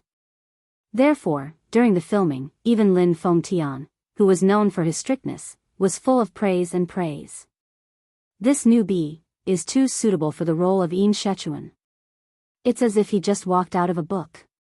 The styling director clicked her tongue in wonder. At the side, not far away, Yan Bingqing's eyebrows furrowed. She looked displeased. It was unknown whether it was because of jealousy or unwillingness, but there seemed to be a cluster of flames burning in her chest. She hadn't even started putting on her makeup yet. When she heard that it had already started, she especially rushed over to take a look. Lin Fengtian was famous for being harsh. There was not a single actor on his set who did not get scolded. Even if it was a veteran actor, he would not give them any face. She had once appeared in one of Lin Fengtian's movies and was scolded in front of the entire set. She saw how proud Yun Shishir was just now. She wanted to see how Lin Fengtian would scold this newbie.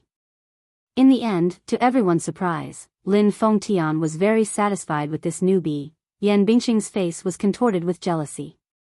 Yun Shishir was an eyesore to her. She had treated her with such an attitude just now. Hence, Yan Bingqing had formed a grudge with her. Yun Shishir, there will be plenty of time in the future. In the future, I want to see how capable you are. How dare you offend me? Chapter 399. The weather was clear and there were no clouds in the sky. Today was a good day to go out. Mu Yaja ended the meeting early and returned to the Mu residence. The servants were surprised to see him back. They had heard that he had an important meeting today and that he should be home late. Why was he home so early? In fact, his schedule was full today. However, last night, when he found out that his precious son wanted him to accompany him to the amusement park, he made a decision in his heart even though he did not agree. He planned to celebrate his son's birthday with him properly. Therefore, he arranged a video conference overnight and arranged everything in advance. He arrived at the company early in the morning and ended the meeting early.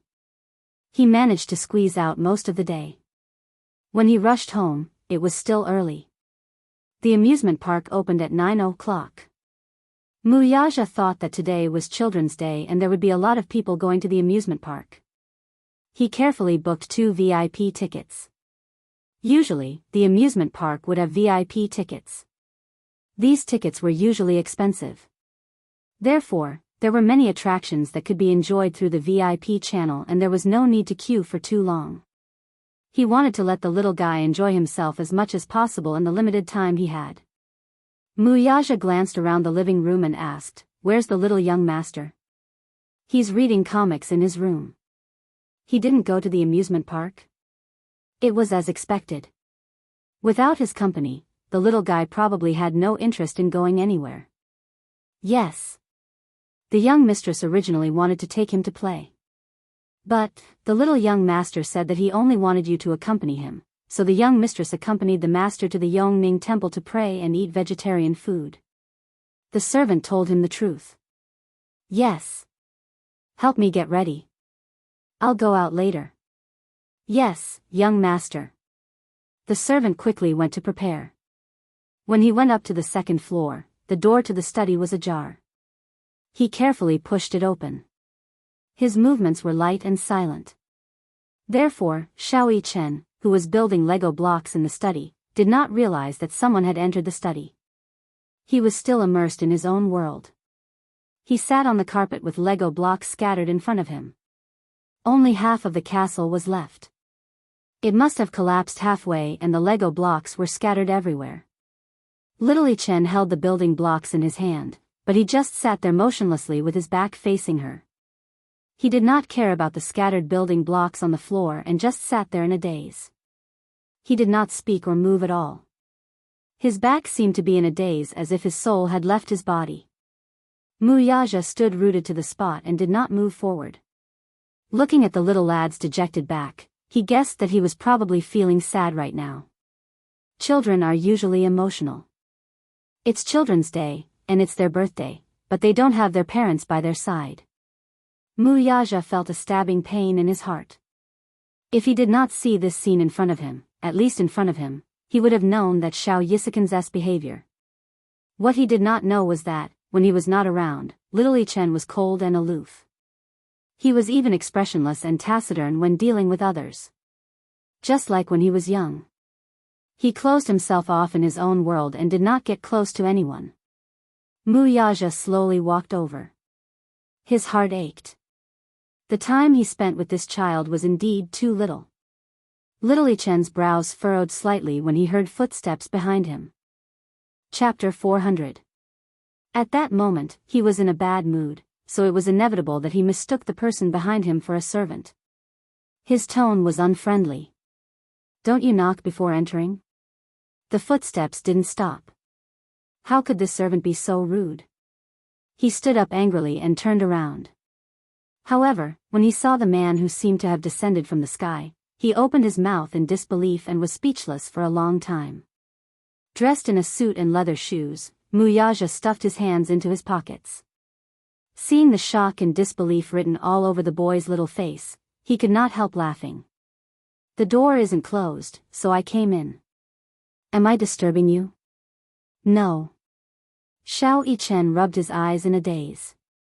He thought he was dreaming. Didn't he say that he had an important agenda today? Why was he back so early? "Daddy, why are you here?" "To celebrate my baby's birthday." Mu Yaja squatted down in front of him with a gentle expression. His handsome eyes were fixed on the little munchkin, and the corners of his lips curled up slightly. "Why? Didn't you say that you wanted Daddy to accompany you to the amusement park? Do you still want to go?" Seeing that he didn't speak, Mu Yaja reached out and pinched his tender cheeks. "Why aren't you saying anything?" "Yes." Xiao Yichen suddenly cheered. "Daddy is awesome. Did Daddy specially rush back to accompany me?" Mu Yaja pulled him into his arms. "Then let's change before we go, okay?" "Okay." Xiao Yichen was so excited that his cheeks were flushed red. This was the biggest surprise that Mu Yaja had given him.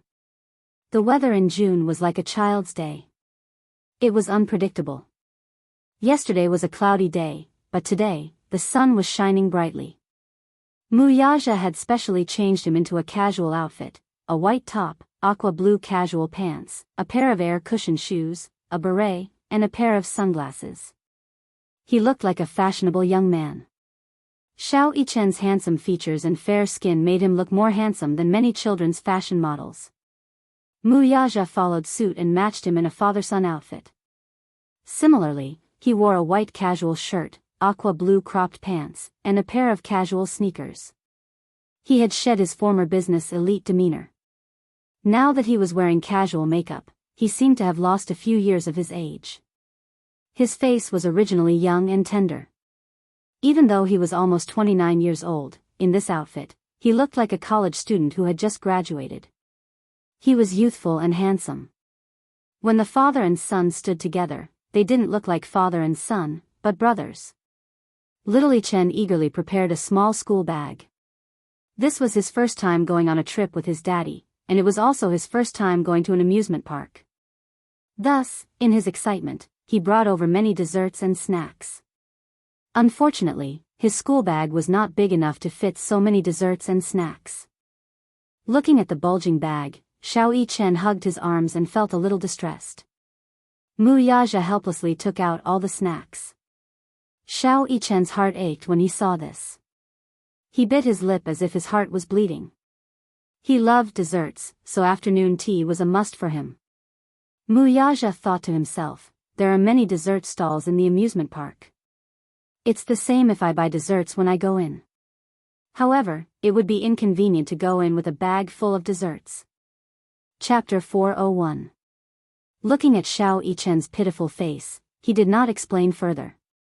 When they entered the amusement park, the little guy would be so excited that he might even forget about the dessert. Even if he still missed it, he could just bring him to the dessert station. Even if he did not say anything, this was still a surprise. Thus, he put his wallet, a DV, and a phone charger into his bag. Everything was ready.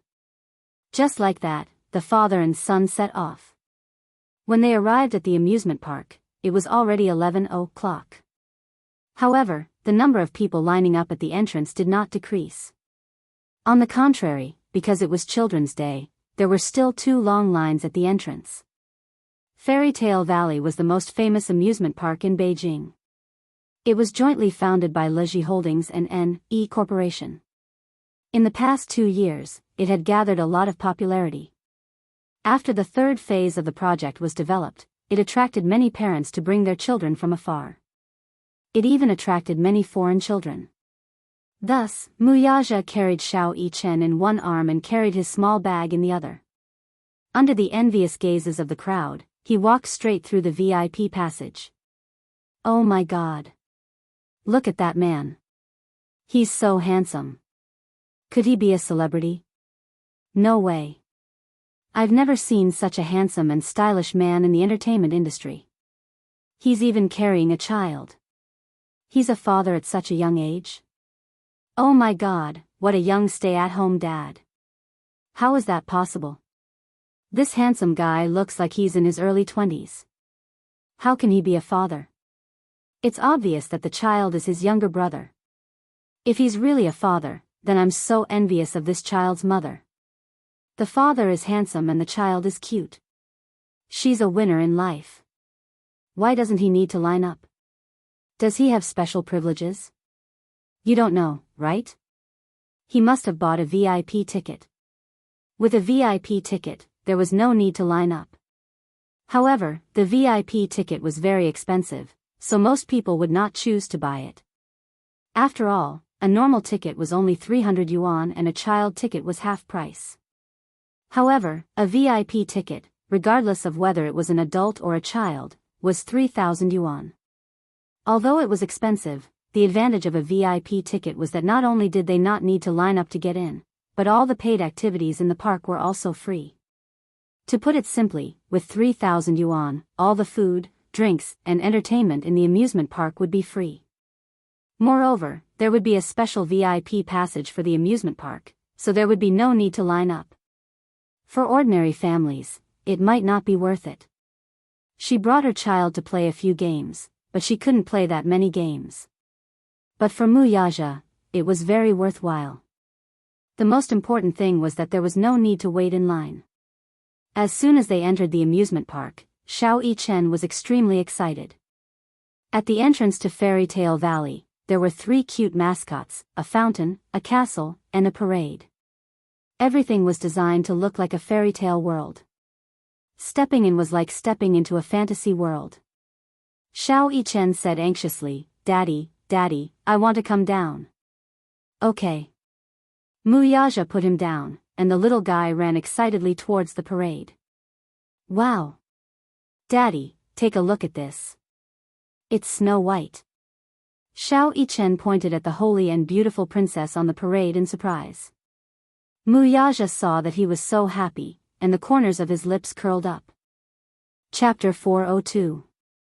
He didn't like to play in amusement parks. After all, he was an adult and had experience. No matter how dreamy the amusement park was, he would find it dull and boring. Seeing that little munchkin was happy, he naturally felt happy too. Muyaja brought him to play a few rides. There were many activities in Fairy Tale Valley. Generally speaking, in other children's parks, most of the activities were for children to play. After all, the activities that children could play were limited. However, Fairy Tale Valley was different. Some of the activities that children were prohibited from playing in other children's parks were allowed to play in Fairy Tale Valley even as young as 6 years old. However, the high-altitude rides weren't as high, the express rides weren't as fast, and the safety measures were more carefully designed. At first, Muyaja was worried that the little guy wouldn't be able to adapt to the more exciting rides. Thus, he brought him to try a few of the simpler rides, such as an indoor roller coaster, a 4D action movie, and so on. Throughout the ride, the little guy was overjoyed. His little face was flushed with excitement. At this moment, he could see some of the characteristics that a 6-year-old should have. Carefree, naive, and unaffected. It turned out that the child's cold personality wasn't innate. It was because he lacked companionship. Daddy, I want to play the Tong Tian Tower. Xiao Yichen pointed at the 30-meter-tall tower not far away and suggested excitedly. Just as he said that, a heart-wrenching scream came from the tower. It was very exciting. It's so tall. Aren't you afraid? Mu Yaja frowned. Xiao Yichen looked fearless. He straightened his little body and said, I'm not afraid. Daddy is here. Daddy will protect me. Okay, let's go. After saying that, he held little Munchkin's hand and walked towards the Tong Tian Tower. However, a surprised voice came from behind. Brother Mu. Mu Yaja turned around and saw a young woman holding a hydrogen balloon in her left hand and a 5-year-old girl in her right hand. She was walking towards him in surprise. The woman was pretty and slim. She looked to be in her early 20s. She had exquisite makeup on and was dressed very fashionably. If a discerning person's eyes were sharp enough, they would definitely be able to tell that the bag she was carrying on her shoulder was not cheap. The woman walked up to Mu Yaja with a gentle smile on her face. Brother Mu, what a coincidence. Why are you here? Mu Yaja was surprised to see her. Enya? Xiao Yichen was feeling happy, but when he turned around and saw who it was, the happiness on his face quickly disappeared. How could it be them? The woman's name was Song Enya, and the little girl she was holding was her younger sister, Song Enshi. Mu Yaja had special feelings for Song Enya and doted on her in many ways. It was not because of anything else but because Song Enya's mother was Jiang Qimeng. Jiang Qimeng was Jiang Yishan's younger sister, Song Jinggua's wife, and the madam of the Song family. The Song family was one of the most prestigious families in the capital. They had been a scholarly family for over 100 years. When it came to Song Enya's grandfather's generation, he started a revolution. Old Song fought alongside the martyrs when he was young and was one of the 10 founding fathers of the country. One of the founding fathers. His position was very important. He had 2 sons. His eldest son, Song Jiangwo, was the chief of the capital's military and held a high position.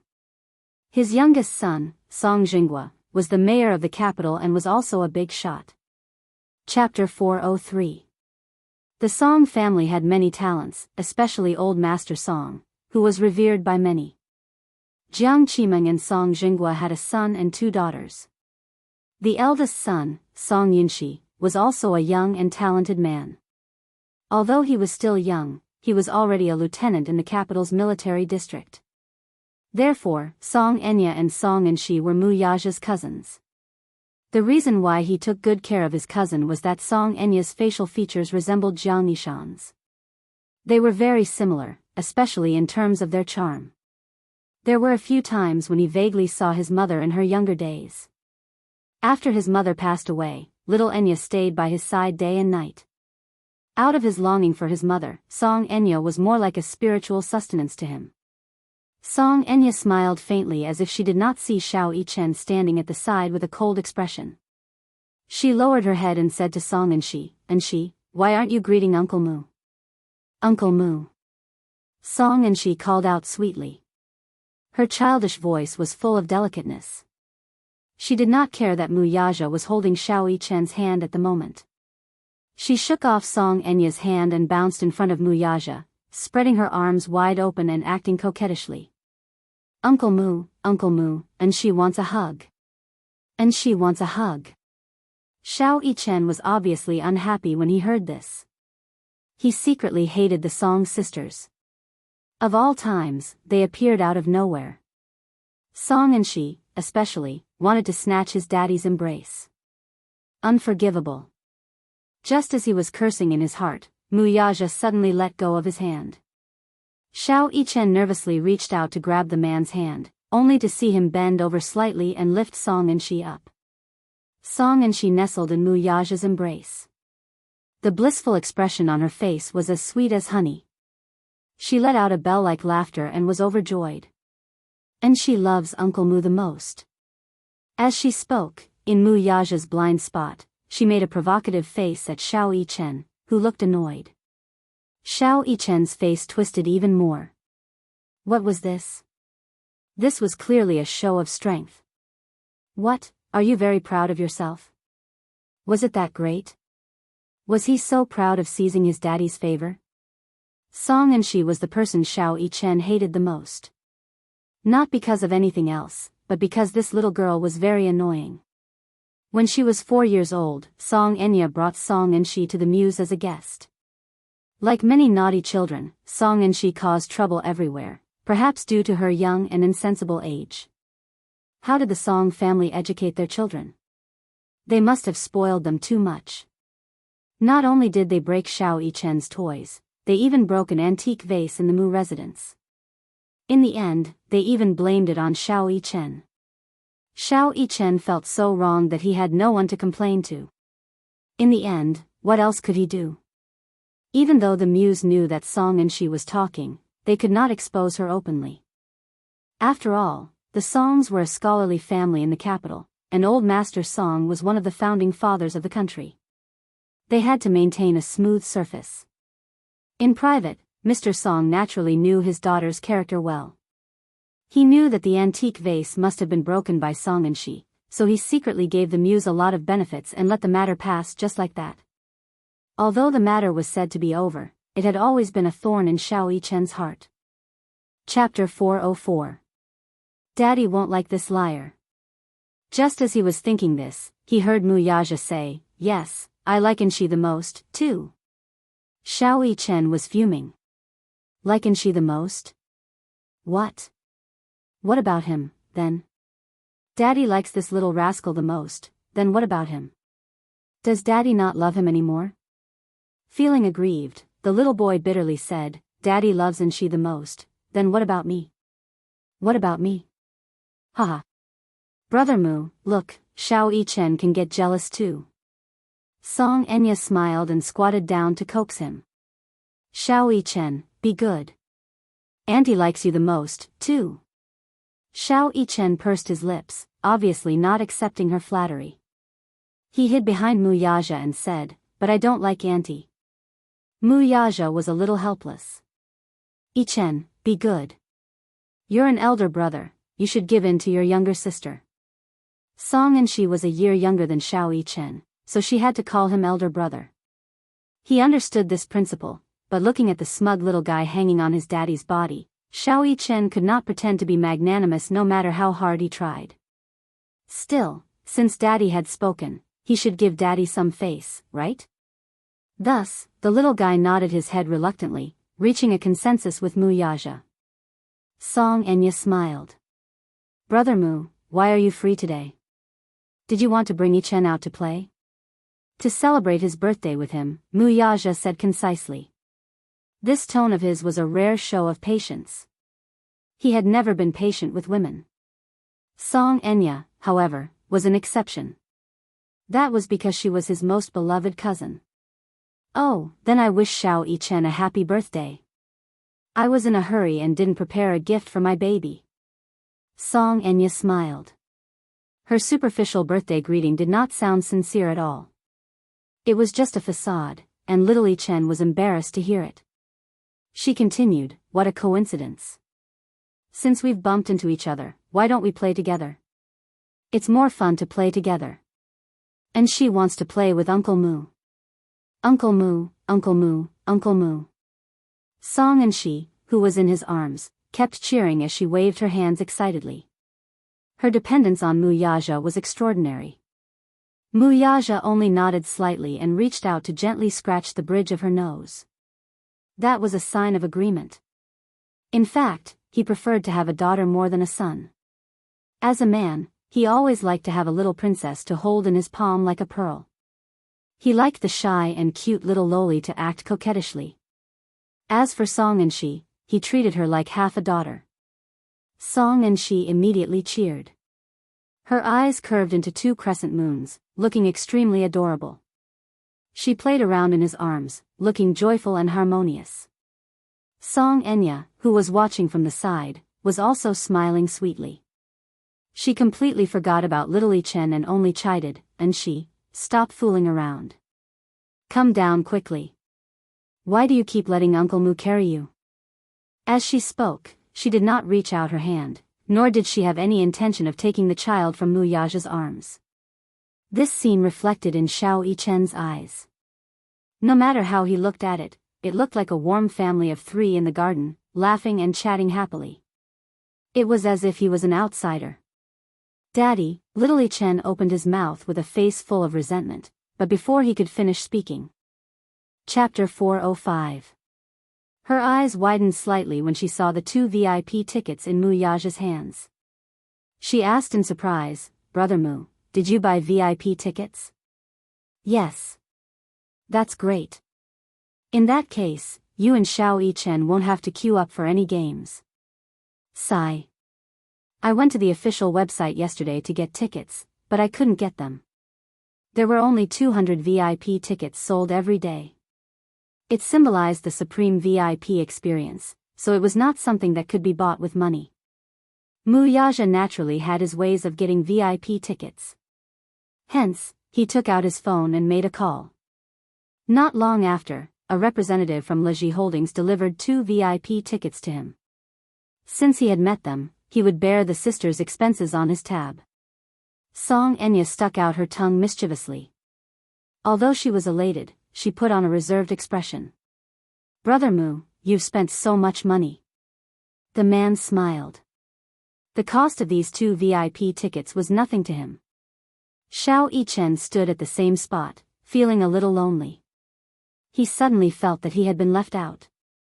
For some reason, he could only watch as the 3 of them walked forward. Mu Yaja was carrying his small bag in one hand and hugging Song and Shi with the other. Song Enya was holding a helium balloon, and the 3 of them were laughing and chatting happily. For some reason, he felt a pang in his heart all of a sudden. The 2 sisters from the Song family had suddenly barged into his birthday and snatched away his daddy, who was supposed to be with him the whole day. Now, he, who was supposed to be the star of the day, seemed a little lonely. He did not know why, but he did not look forward to this birthday as much as before. Hence, out of spite and wanting to attract Mu Yaja's attention, he deliberately walked very slowly and even lagged far behind, hoping that his daddy would focus more on him. Such weak hopes seemed a little petty and pitiful. Mu Yaja was also worried about him. Seeing him walking very slowly and looking around, he called out to him from time to time, "Xiao Yichen, follow closely. There are a lot of people here, don't get lost." When Xiao Yichen heard this, he felt even more frustrated. Stupid daddy, did he purposely walk so slowly just to wait for him to say that? What he wanted wasn't such a simple sentence. Could it be that only children who knew how to cry and throw tantrums would get sweets? Could it be that he had always been independent and had even undergone wilderness survival training? Was that why Daddy wasn't as worried about him as he was about other children? Was it because of this? Xiao Yichen's heart felt stuffy and sour. Even though he knew that his daddy's love for Song and Shi was only superficial and that his daddy loved him the most in his heart, but, looking at such a scene, he had to pretend to be happy no matter what. Gradually, he lost his interest in the garden. His head drooped as he slowly followed behind. It was a strong contrast to the overjoyed and happy appearance he had when he first entered the garden. This birthday was even worse than the past. "Uncle Mu, I want to ride the merry-go-round." Song and Shi pointed at the dreamland-themed merry-go-round, her eyes shining. "Boring." Xiao Yichen said softly, his face full of disdain. "What's so fun about this?" Chapter 406. "Uncle Mu, come and play with Shi. Come and play with Shi." Song and Shi continued to act coquettishly and pouted her lips. Her coquettish look was irresistible. Mu Yaja turned around and asked Xiao Yichen, "Yichen, do you want to play?" Xiao Yichen replied without hesitation, "What's so fun about the merry-go-round?" "I don't like to play." "Then, wait for Daddy for a while, okay?" Mu Yaja said as he carried Song and Shi to play. Song Enya lifted her skirt and followed closely behind. The little lad snorted and leaned against the railing as he watched the 3 of them get on the merry-go-round. It felt as if he belonged to 2 different worlds. Daddy, on the other hand, was no longer in his world. Little girls liked romantic and dreamy things. Fairy Tale Valley's merry-go-round suited Song and Shi's taste. Sitting on the merry-go-round, she felt as if she was in a beautiful dreamland. When the merry-go-round ended and they walked out, Song and Shi still seemed unsatisfied and kept clamoring for another round. Unable to persuade her, Song Enya could only look expectantly at Muyaja. The latter clearly did not want to ride the merry-go-round a second time. A big man, who was 1.9 meters tall, sat on the merry-go-round with nowhere to put his long legs, so he could only sit sideways with the child in his arms. As the merry-go-round turned, many pairs of eyes focused on him, making him feel very uncomfortable. He did not like this feeling. Thus, he said, "You play with her. I'll accompany Xiao Yichen to take a look." Song Enya knew how to read people's expressions. She knew that although Muyaja had always indulged her and her sister, there was a limit to his patience. Thus, she did not insist on it and carried Song and Shi away. Song and Shi stared at Muyaja with wide eyes and pouted. She felt a little wronged and disappointed, but she did not cry or make a fuss. Muyaja walked toward little Yichen, only to see the little lad leaning against the railing with a forlorn expression. He seemed to be in low spirits. Knowing that he had neglected him a little, he felt a little unhappy. "What do you want to play?" "Daddy will play with you." Muyaja hugged him and coaxed him gently. The little guy, however, turned his face to the side. His eyelids were drooping, and he did not look very happy. "There's nothing in particular. Didn't you just say that you want to play the tower?" Muyaja gently replied, "Daddy will sit with you." "I don't want to." Little Yichen threw a tantrum and stubbornly turned his back on him. He did not want to bother with him anymore. Muyaja ignored the boy's tantrum, though, and carried him to the Tower of Babel. At first, Xiao Yichen resisted unhappily and struggled in his arms. However, no matter how much he struggled, he was nothing more than a little kitten throwing a tantrum to Muyaja. Children were always easy to coax. He easily soothed his little mood and brought him to the tower. After buckling his seatbelt, the little guy's attention was all on the machine that was about to start. He looked around nervously and excitedly. 3, 2, 1, following the urgent countdown, the machine was on the verge of starting and instantly lifted them 30 meters into the air. The sudden rise, the pressure of the pressure, and the view from above made Xiao Yichen scream uncontrollably. Muyaja, who was standing at the side, appeared to be calm and composed. Chapter 407. Compared to the high-altitude parachuting that he had done during his special training, this event seemed like a child's play. It was merely a 30-meter-high parachute jump, but it didn't hurt him at all. Children, on the other hand, were different. Whether it was their physical or mental state, they were much weaker. Therefore, Xiao Yichen's screams and laughter could be heard throughout the entire process. When the game ended, Xiao Yichen was still in a state of shock, but he still wanted to continue. He felt that the Tower of Babel was very exciting and fun. Most children would naturally want to try something fun again, and he was no exception. Thus, Muyaja played with him again. When they walked down the Tower of Babel for the second time, Xiao Yichen held Muyaja's hand and danced around excitedly. He kept explaining the beautiful scenery that he had seen during the process of ascending. In an instant, it was as if all the unhappiness from before had vanished into thin air. Children were just that innocent and cute. They wouldn't remember anything for too long. After that, Muyaja seemed to have realized that he had neglected Xiao Yichen by always carrying Song and Shi in his arms. Feeling guilty, he continued to carry Xiao Yichen in his arms and didn't put him down. His energy was astonishing. Xiao Yichen was much heavier than Song and Shi, but he continued to carry him in his arms and couldn't bear to put him down. Every time Song and Shi opened her arms and asked Muyaja to carry her, Xiao Yichen would immediately wrap his arms around Muyaja's shoulders.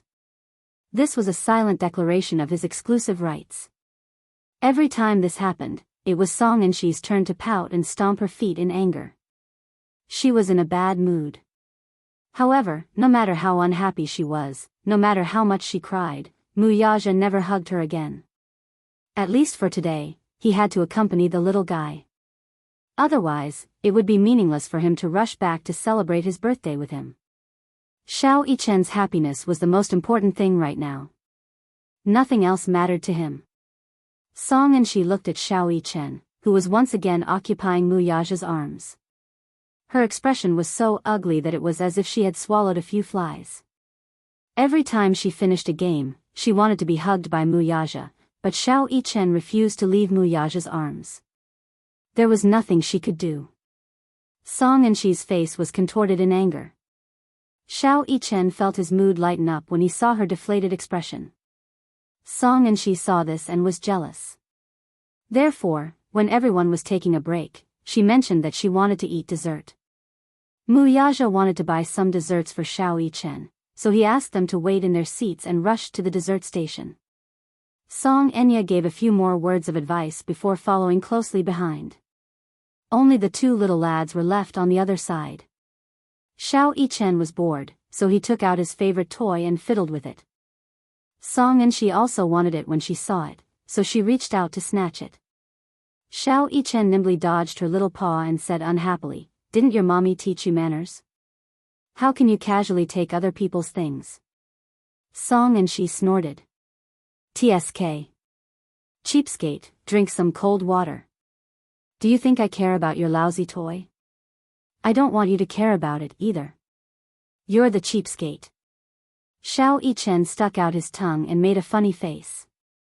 This time, the little lass was completely enraged. "Humph. I think you're obviously jealous of me. You're jealous that Uncle Mu likes me more than you. What nonsense are you talking about?" Xiao Yichen sneered. "Daddy clearly likes me the most. Who do you think you are?" Chapter 408. With her hands on her hips, Song and she pointed at him and announced the truth arrogantly. Xiao Yichen was a little angry. He was supposed to be confident, but when he thought of his daddy's doting gaze when he hugged Song and she, he felt a stab in his heart. Indeed, he felt a little uncomfortable. Even the little one's tone was not firm enough. "You're spouting nonsense." "How am I spouting nonsense? Didn't you see it just now? Uncle Mu likes me a lot. Don't you dare deny it." Song and she was spoiled rotten at home, so her words were unforgiving and aggressive. Xiao Yichen said angrily, "Who do you think you are? You're a member of the Song family, an outsider. How can Daddy like you? I'm the one Daddy likes the most. That's me. Look at the birthday present he gave me yesterday. It's very cool, isn't it?" As he spoke, he flashed his smart watch at her. His good-looking eyebrows raised proudly. This was considered a show-off. Song and she's attention was immediately drawn to the watch on his wrist. She had never seen such a novel thing before, so she leaned over to take a look. Xiao Yichen pushed her head to the side with a look of disgust. "Don't come over. Go away. Why did you push me?" Song and she was a little angry. She clenched her little fists and yelled at him. "Because you're ugly." "Humph, you ugly freak." Xiao Yichen sneered with his poisonous tongue. He did not expect that this sentence would completely enrage Song and she. He actually called her an ugly freak. Although the little girl was only 5 years old, she still had a heart for beauty. Song and she had been the apple of the Song family's eye since she was born. She had always been held in the palm of their hands, afraid that she would break or melt in the mouth. She had been doted on since she was young. Everyone's praise for her was nothing more than beautiful, cute, obedient, sweet, and so on. Therefore, she had always thought that she was cute and pretty. However, Xiao Yichen's sudden appearance of an ugly person inevitably angered her. In a fit of anger, Song and she pounced on Xiao Yichen and bit his wrist with all her might. It was as if she wanted to bite off a piece of flesh from his arm. Xiao Yichen did not expect her to bite him. In the midst of the pain, his subconscious reaction was to push her away forcefully. But one had to know that he was different from other children. How much strength could other boys his age have? He was a child who had gone through hellish training in the special training camp. Although his strength was not great, he could still easily lift the Barrett M99. Song and she was caught off guard by this push. She staggered a few steps back and tripped over her own feet. Then, she fell on her face in a sorry state. Xiao Yichen hurriedly looked at his arm where she had bitten him. There were 2 rows of deep bite marks. There was no blood, but they were very deep. It was obvious that she had bitten him hard. He furrowed his brows in anger. When he raised his head, he saw Song and she hugging her head and not moving at all. After a brief moment of silence, Song and she sat on the ground and hugged the back of her head. She opened her mouth and let out an earth-shattering wail. It was unknown where the tears came from or if it was really that painful, but Song and she broke down. Big drops of tears fell from her eyes like pearls from a broken necklace. Chapter 409. Xiao Yichen was bewildered by the sudden turn of events. He did not do it on purpose, nor did he use much force. It was just a subconscious reaction from the pain. Why was this brat so weak? Some kind-hearted tourists immediately went forward to help her up, but when they touched the back of her head, they were shocked to find their hands stained with blood. Ah, her head is bleeding. Hurry and call an ambulance. Yes, it's a little serious. Xiao Yichen took a step back in shock when he saw this. He did not expect things to turn out this way. He did not use much force, and he did not do it on purpose. He remembered that he had controlled his strength. Coincidentally, Muyaja and Song Enya were returning from buying desserts when they heard the girl's childish and hoarse cries from afar. Song Enya's heart skipped a beat and she immediately rushed over. She saw Song and she sitting on the ground, crying her heart out. A few tourists around her tried to comfort her, but to no avail. And she. Song Enya was so frightened that her face turned pale. She threw the desserts aside and hurried over to carry her daughter. This hug was terrible. When the child saw her family, it was inevitable for her to be pretentious. Song and she cried even harder and louder. She pointed at Xiao Yichen, who was standing motionlessly at the side, and complained, He bullied me. He pushed me and called me ugly. Boo-hoo. And she is in so much pain.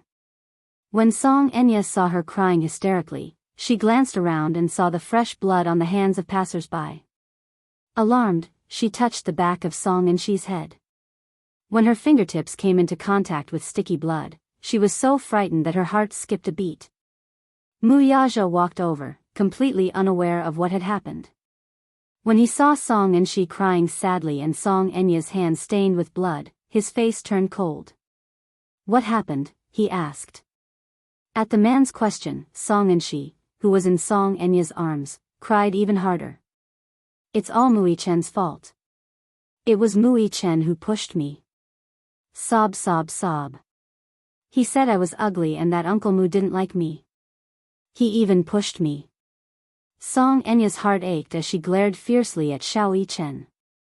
However, Xiao Yichen did not cower under her gaze and glared back at her fiercely. Song Enya was infuriated to see him glaring back at her with such self-righteousness. Unfortunately, Xiao Yichen was Muyaja's favorite child after all. He wasn't her child, so she had no right to scold him. Therefore, she could only glare at him. All of a sudden, all the accusations were directed at Xiao Yichen. He was stunned and suddenly lost his footing. For a moment, he didn't know what was going on, but he was inexplicably condemned by everyone. It wasn't like that. She wasn't telling the truth. What was going on just now? Xiao Yichen's mind was in a mess for a moment. Subconsciously, he walked to Muyaja's side and carefully grabbed the man's broad hand. In response, Muyaja held his hand tightly. Xiao Yichen raised his head pitifully, only to see Muyaja looking at him with a clear face. What happened? Yichen, give me an explanation. Daddy, Xiao Yichen hurriedly opened his mouth and said aggrievedly, I didn't push her. Chapter 410. It was just a subconscious defensive reaction under the immense pain. Song Enya was livid. Her beautiful face showed a hint of anger. Yichen, you're too much. I didn't reprimand you for Brother Mu's sake. And she is already in this state, her head is bleeding, yet not only are you not apologizing, you're even trying to shirk responsibility.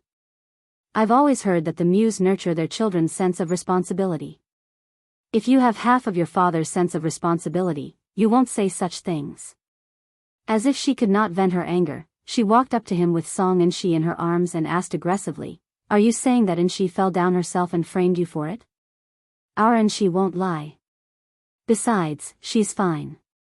Why would she fall down for no reason? Are you saying that she's lying?"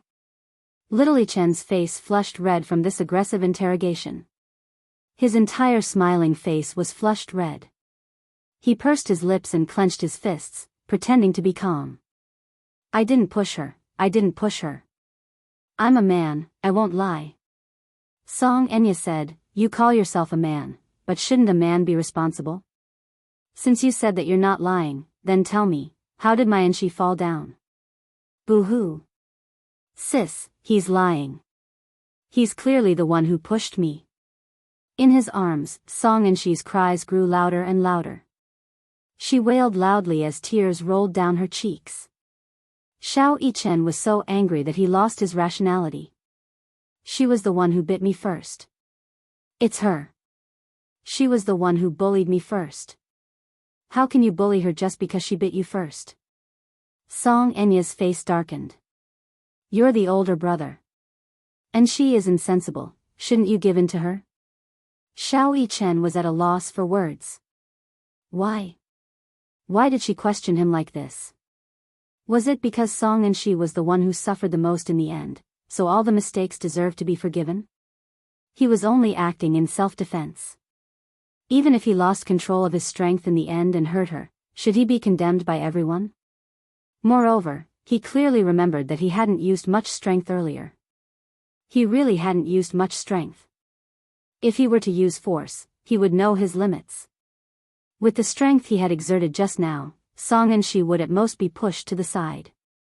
She wouldn't fall so hard. But if he said that she fell down by herself, would anyone believe him? Would Daddy believe him? Xiao Yichen looked at Mu Yaja worriedly, only to see his cold gaze land on Song and she's face. Seeing that the situation was a mess, he suddenly said, "Have you said enough?" As soon as he spoke, the scene immediately quieted down. Perhaps men were born to be kings. As long as he opened his mouth and ordered everyone to be quiet, everyone would have to be quiet. Because of his words, the situation was stabilized a little. There's no point in arguing about this now. The most important thing now is to send the child to the hospital and take an X-ray to see if there are any major problems. Sigh. What should we do? And she has never suffered like this. Xiao Yichen was so angry that he didn't say anything.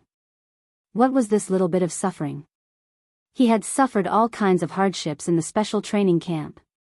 Such a small injury would at most require 2 stitches.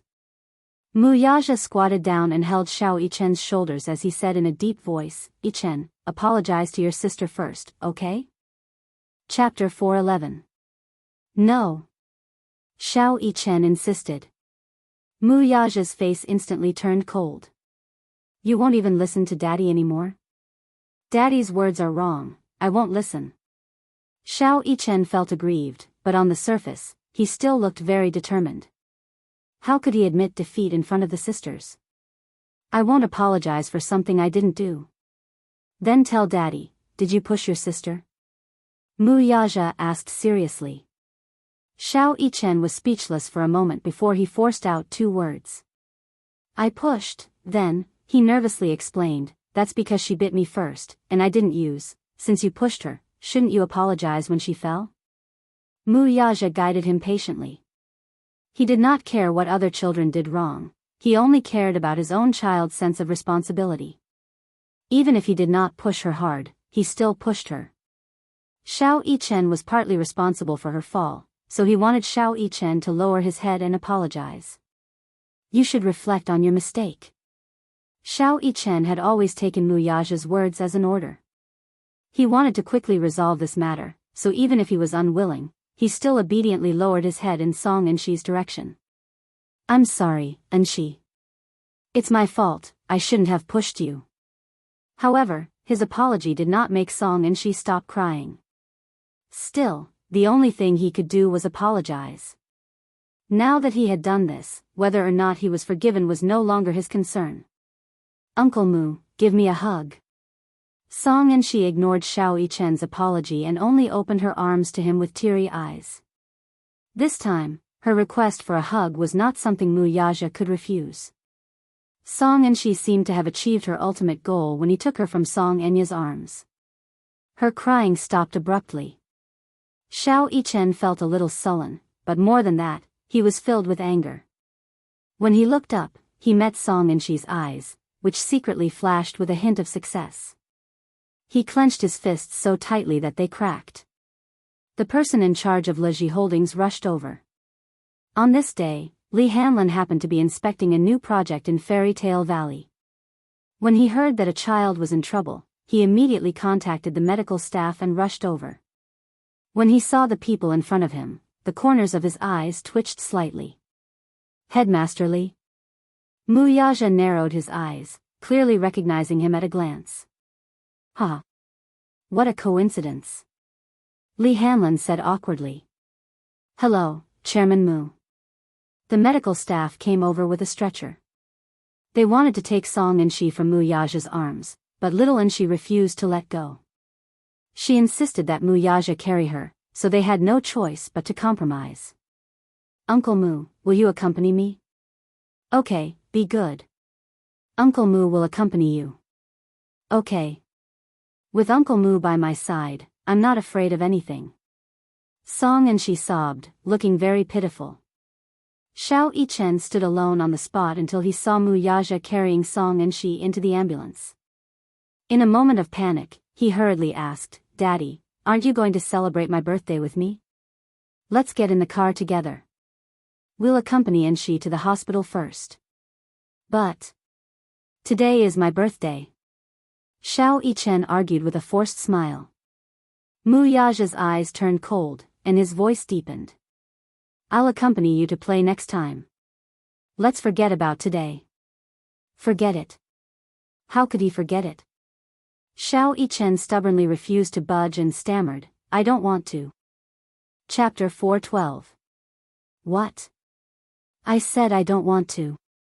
I don't want a next time. I only want today. I want today. Daddy, play with me. Xiao Yichen vented all the grievances and bitterness in his heart. He rarely cried, but when he blurted out these words, his eyes couldn't help but moisten. What next time? Was there really going to be a next time? But, why? It was his birthday today.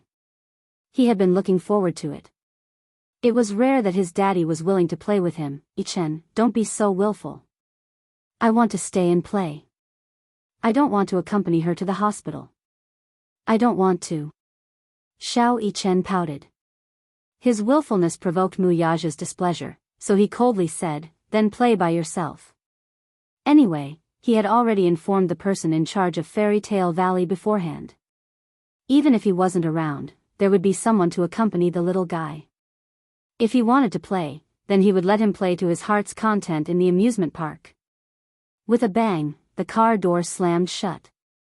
The ambulance screeched away. Xiao Yichen stood rooted to the ground, dumbfounded. Even after the ambulance had left for a long time, he still couldn't react. Did his daddy abandon him? Did he not want him anymore? He seemed to have been a little willful just now. But was he going to leave him alone to punish him? But what did he do wrong? Why did he have to punish him like this? It was obvious that Song Enshi had played some tricks to snatch his daddy away from him. He should have obediently gotten into the car and shouldn't have been so willful to say that he wanted to stay and play. However, he was holding back his anger and was unwilling to compromise. It wasn't because he was obsessed with his birthday, but because he felt wronged. Why was everything he had been looking forward to being destroyed so easily? He clearly didn't do anything wrong and had a clear conscience, but his daddy didn't believe him. What could he do? Xiao Yichen hung his head low, and his mouth twitched uncontrollably. He wanted to cry, but he, who had never shed tears, held it in. As if in a fit of pique, he fiercely wiped away the tears at the corner of his eyes with the back of his hand. When he looked up, his expression was still cold and silent. Leave, all of you. Let's go, let's all go. Even if he was alone, he could still enjoy himself. Li Hanlin walked up to Xiao Yichen and squatted down beside him. He was amazed that the little guy looked so much like President Yun. Normally, twins rarely looked so similar. Young Master Mu. Li Hanlin smiled and stuck his face close to Mu Siju, trying to please him. Xiao Yichen responded with a cold look. Don't touch me. Without Mu Yaja around, he seemed to have returned to his old Xiao Yichen, cold, stern, and taciturn. Xiao Yichen picked up his backpack and walked towards his next target. He said, I'm going to play by myself. Don't follow me. How could Li Hanlin listen to him? Before Mu Yaja left, he had specifically asked him to take good care of this child. Thus, Nanny Li said, send a few people to follow him secretly and protect him. Don't let him find out. Yes. Thus, the group of bodyguards followed Xiao Yichen in a grandiose but cautious manner. How could Xiao Yichen, who had undergone special training since he was a child, not notice? However, he didn't have the heart to care so much.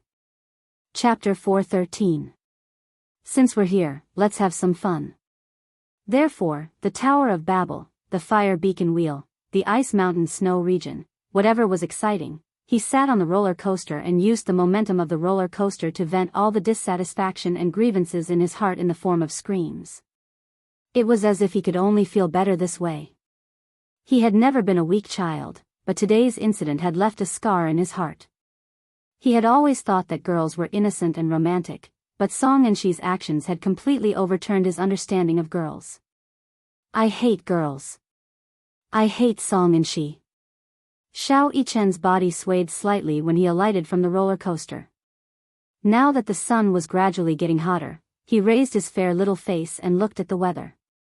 Now that the sun was shining brightly, the temperature was rising, but no matter how bright the sun was, it was as if it could not shine into his heart. No matter how he played, he did not have the happiness and joy he had when his daddy was with him. I hate birthdays the most. Xiao Yichen muttered as he sat alone on the bench, hugging his small school bag tightly. Sure, it's been hard on you today. After the photo shoot, Mu Shi sent Yun Sure out of the building and said with a smile, I'll send you the photo shoot when it's done. Thanks. She suddenly thought of something and quickly asked, oh, right. Do you have Weibo? Weibo? Don't tell me you don't use Sina Weibo. I don't have the habit of using Weibo, Yun Sure admitted honestly. I'm usually very busy, so, haha. No matter how busy you are, you should still have the time to check Weibo.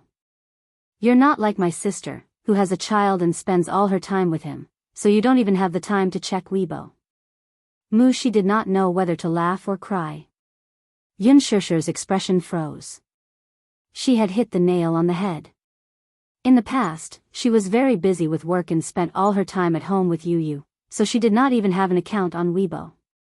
However, her assistant did not know about this, so she had to keep the child a secret for now.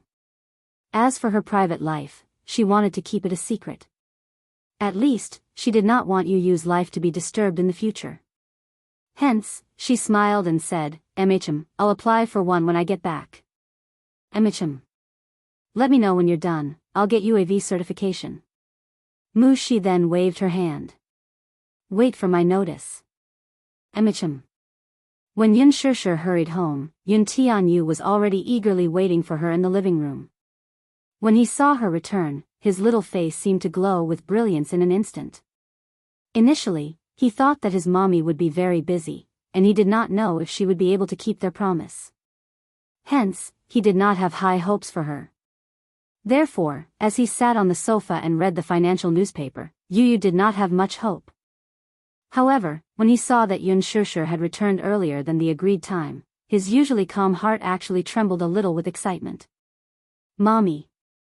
Yu's face seemed to be covered by a layer of sunshine as he ran 2 rounds around his mother and threw himself into her embrace. Mommy, Yu, I love you. Good boy. You must have waited for a long time.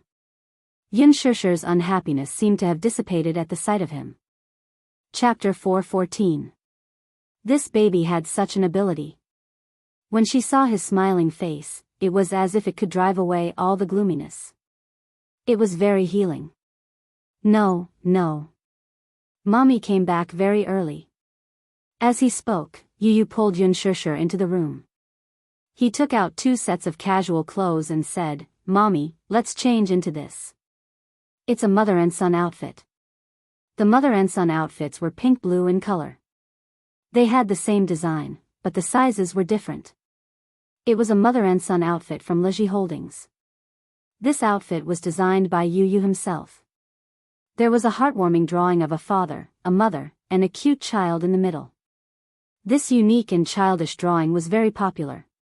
He had wanted to draw this drawing for his mommy, but he felt that his drawing was not good enough.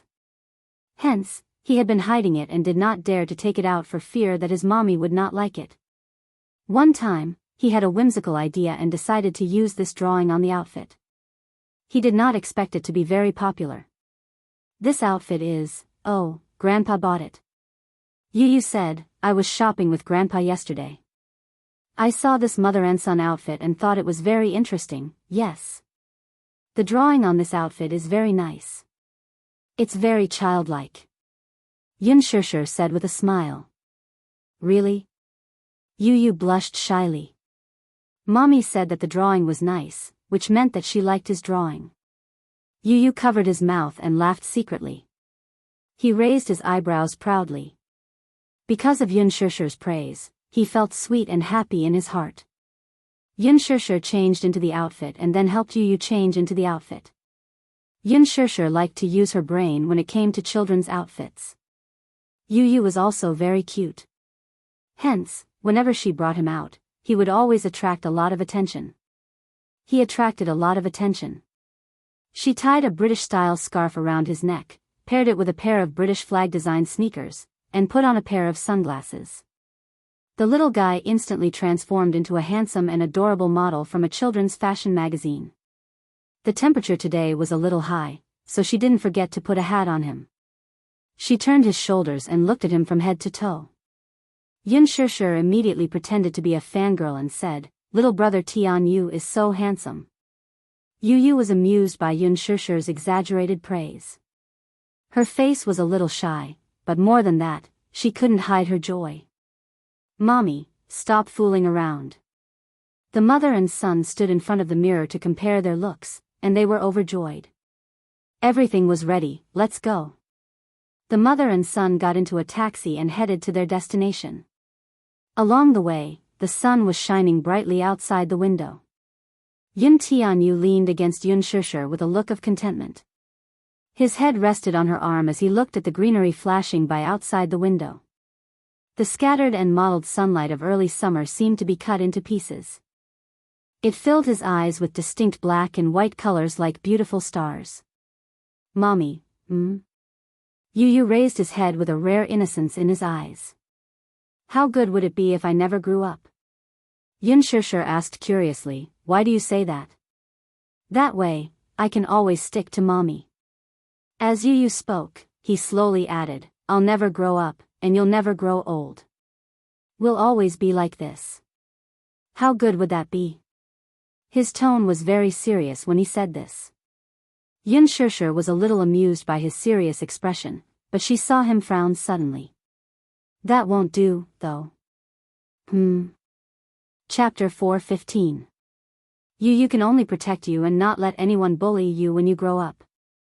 Yu hugged Yun Shishir's arm and sweetly said, "No matter what, Yu will protect mommy until we're old. No matter who bullies mommy, Yu won't allow it. Mommy, if anyone bullies you in the future, you must tell Yu. Yu will bully them back for you." Yun Shishir happily smiled and nodded, but she did not take his words to heart. She took it as a child's babble. Thus, by the time Yun Shishir and the little lad reached Fairy Tale Valley, it was already noon. There were fewer people queuing at the entrance than in the morning, but it was still a long line. The enthusiasm for the amusement park did not diminish. Many tourists had traveled thousands of miles from other provinces and even countries. They bought tickets and entered the venue one after another. Although the long line was not as exaggerated as in the morning, the crowd almost drowned the entire square. Still, through the entrance, one could vaguely see the sea of people in the amusement park. It was evident that Fairy Tale Valley was a popular theme park. Yun Tianyu had specially chosen Fairy Tale Valley for this trip. Firstly, it was rare for him to go on a trip with his mommy. He wanted to choose a place with a good reputation so that his mommy could take advantage of this rare free time to relax. Secondly, he was here as a shareholder of Leji Holdings to inspect the park. He stood at the entrance of Fairy Tale Valley and scanned the decorations at the entrance. Mentally summarizing the flaws in them, he let Yun Shishir lead him through the VIP passage into the park. Fairy Tale Valley had been around for 2 years, but a year ago, Fairy Tale Valley's reputation paled in comparison to other theme parks. Yun Tianyu, however, believed that the business opportunities of theme parks were limitless. If they were properly developed, the profits it could bring to the company would be immeasurable. Thus, as a shareholder, he secretly observed the situation under the accompaniment of Li Hanlin. From the design of the game and the introduction of the project machine to the cooperation with N.E. Corporation, the second phase of the project was completed a few months later. Fairy Tale Valley seemed to have welcomed its rebirth and its reputation soared. Many of the projects were personally designed by him. Therefore, when he entered the park, he did not need the park guide. He closed his eyes, and a clear drawing appeared in his mind. The division of each theme area could be seen at a glance. "Mommy, let's go to Fantasy Manor to play," he suggested. "All right." Yun Shishir smiled and held his hand, walking towards Fantasy Manor with little Munchkin. However, the two people who were in high spirits did not notice the lonely and dejected figure sitting on the bench at the side. Xiao Yichen vaguely saw 2 familiar figures from the corner of his eye. When he looked up, Yun Shishir and little Munchkin's figures were quickly buried in the endless stream of people. A trace of confusion flashed in his eyes. He stood up and searched through the crowd. However, all he saw were unfamiliar faces. "Little brother." Xiao Yichen frowned slightly. He had a very strong telepathic connection. It was as if the child that appeared in his dream was now in the same world as him. Fantasy Manor was a theme park designed for children below the age of 8. Most of the attractions here were suitable for parents and children to play. Chapter 4:16. For example, the merry-go-round, bumper cars, and rocket towers. Yu could not forget about those high-altitude thrills and wanted to try the trapeze, but his body was not suitable for such thrills. He had a congenital heart deficiency, so he was not suitable for high-altitude thrills. Although he felt that it was a pity, he gave up on it for the sake of his health. There were many interesting activities in Fantasy Manor. After playing a few of them, the mother-son pair did not feel tired at all. It was rare for Yun Tianyu to let go of the messy thoughts in his heart and devote himself to the blissful holiday. Yun Shishir took this opportunity to take a few photos of him. The little lad was quite photogenic and had a good sense of the camera. Even if he just stood there and did nothing but smile, his fair skin and handsome face made him look like a handsome model. He was so adorable. After touring around Fantasy Manor, the mother and son duo didn't seem to be tired at all. They rested for a while on Sweetheart Street and planned to set off for the next scenic spot. Yun Shishir was afraid that the weather would be too hot, so she bought a dessert for the little guy at the dessert station. At this time, the advantage of the VIP ticket was apparent. As long as one had a VIP ticket, all expenses in the manor were free. Yun Shishir was secretly surprised.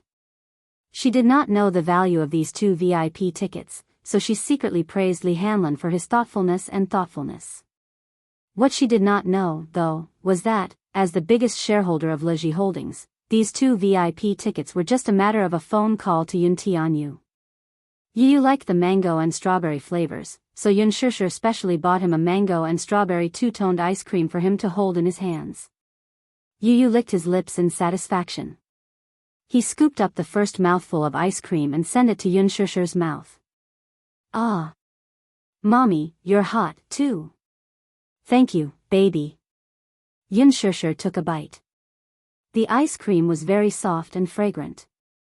It melted in her mouth. She raised her eyebrows in surprise and gave 2 thumbs up. It's delicious. You, try it too.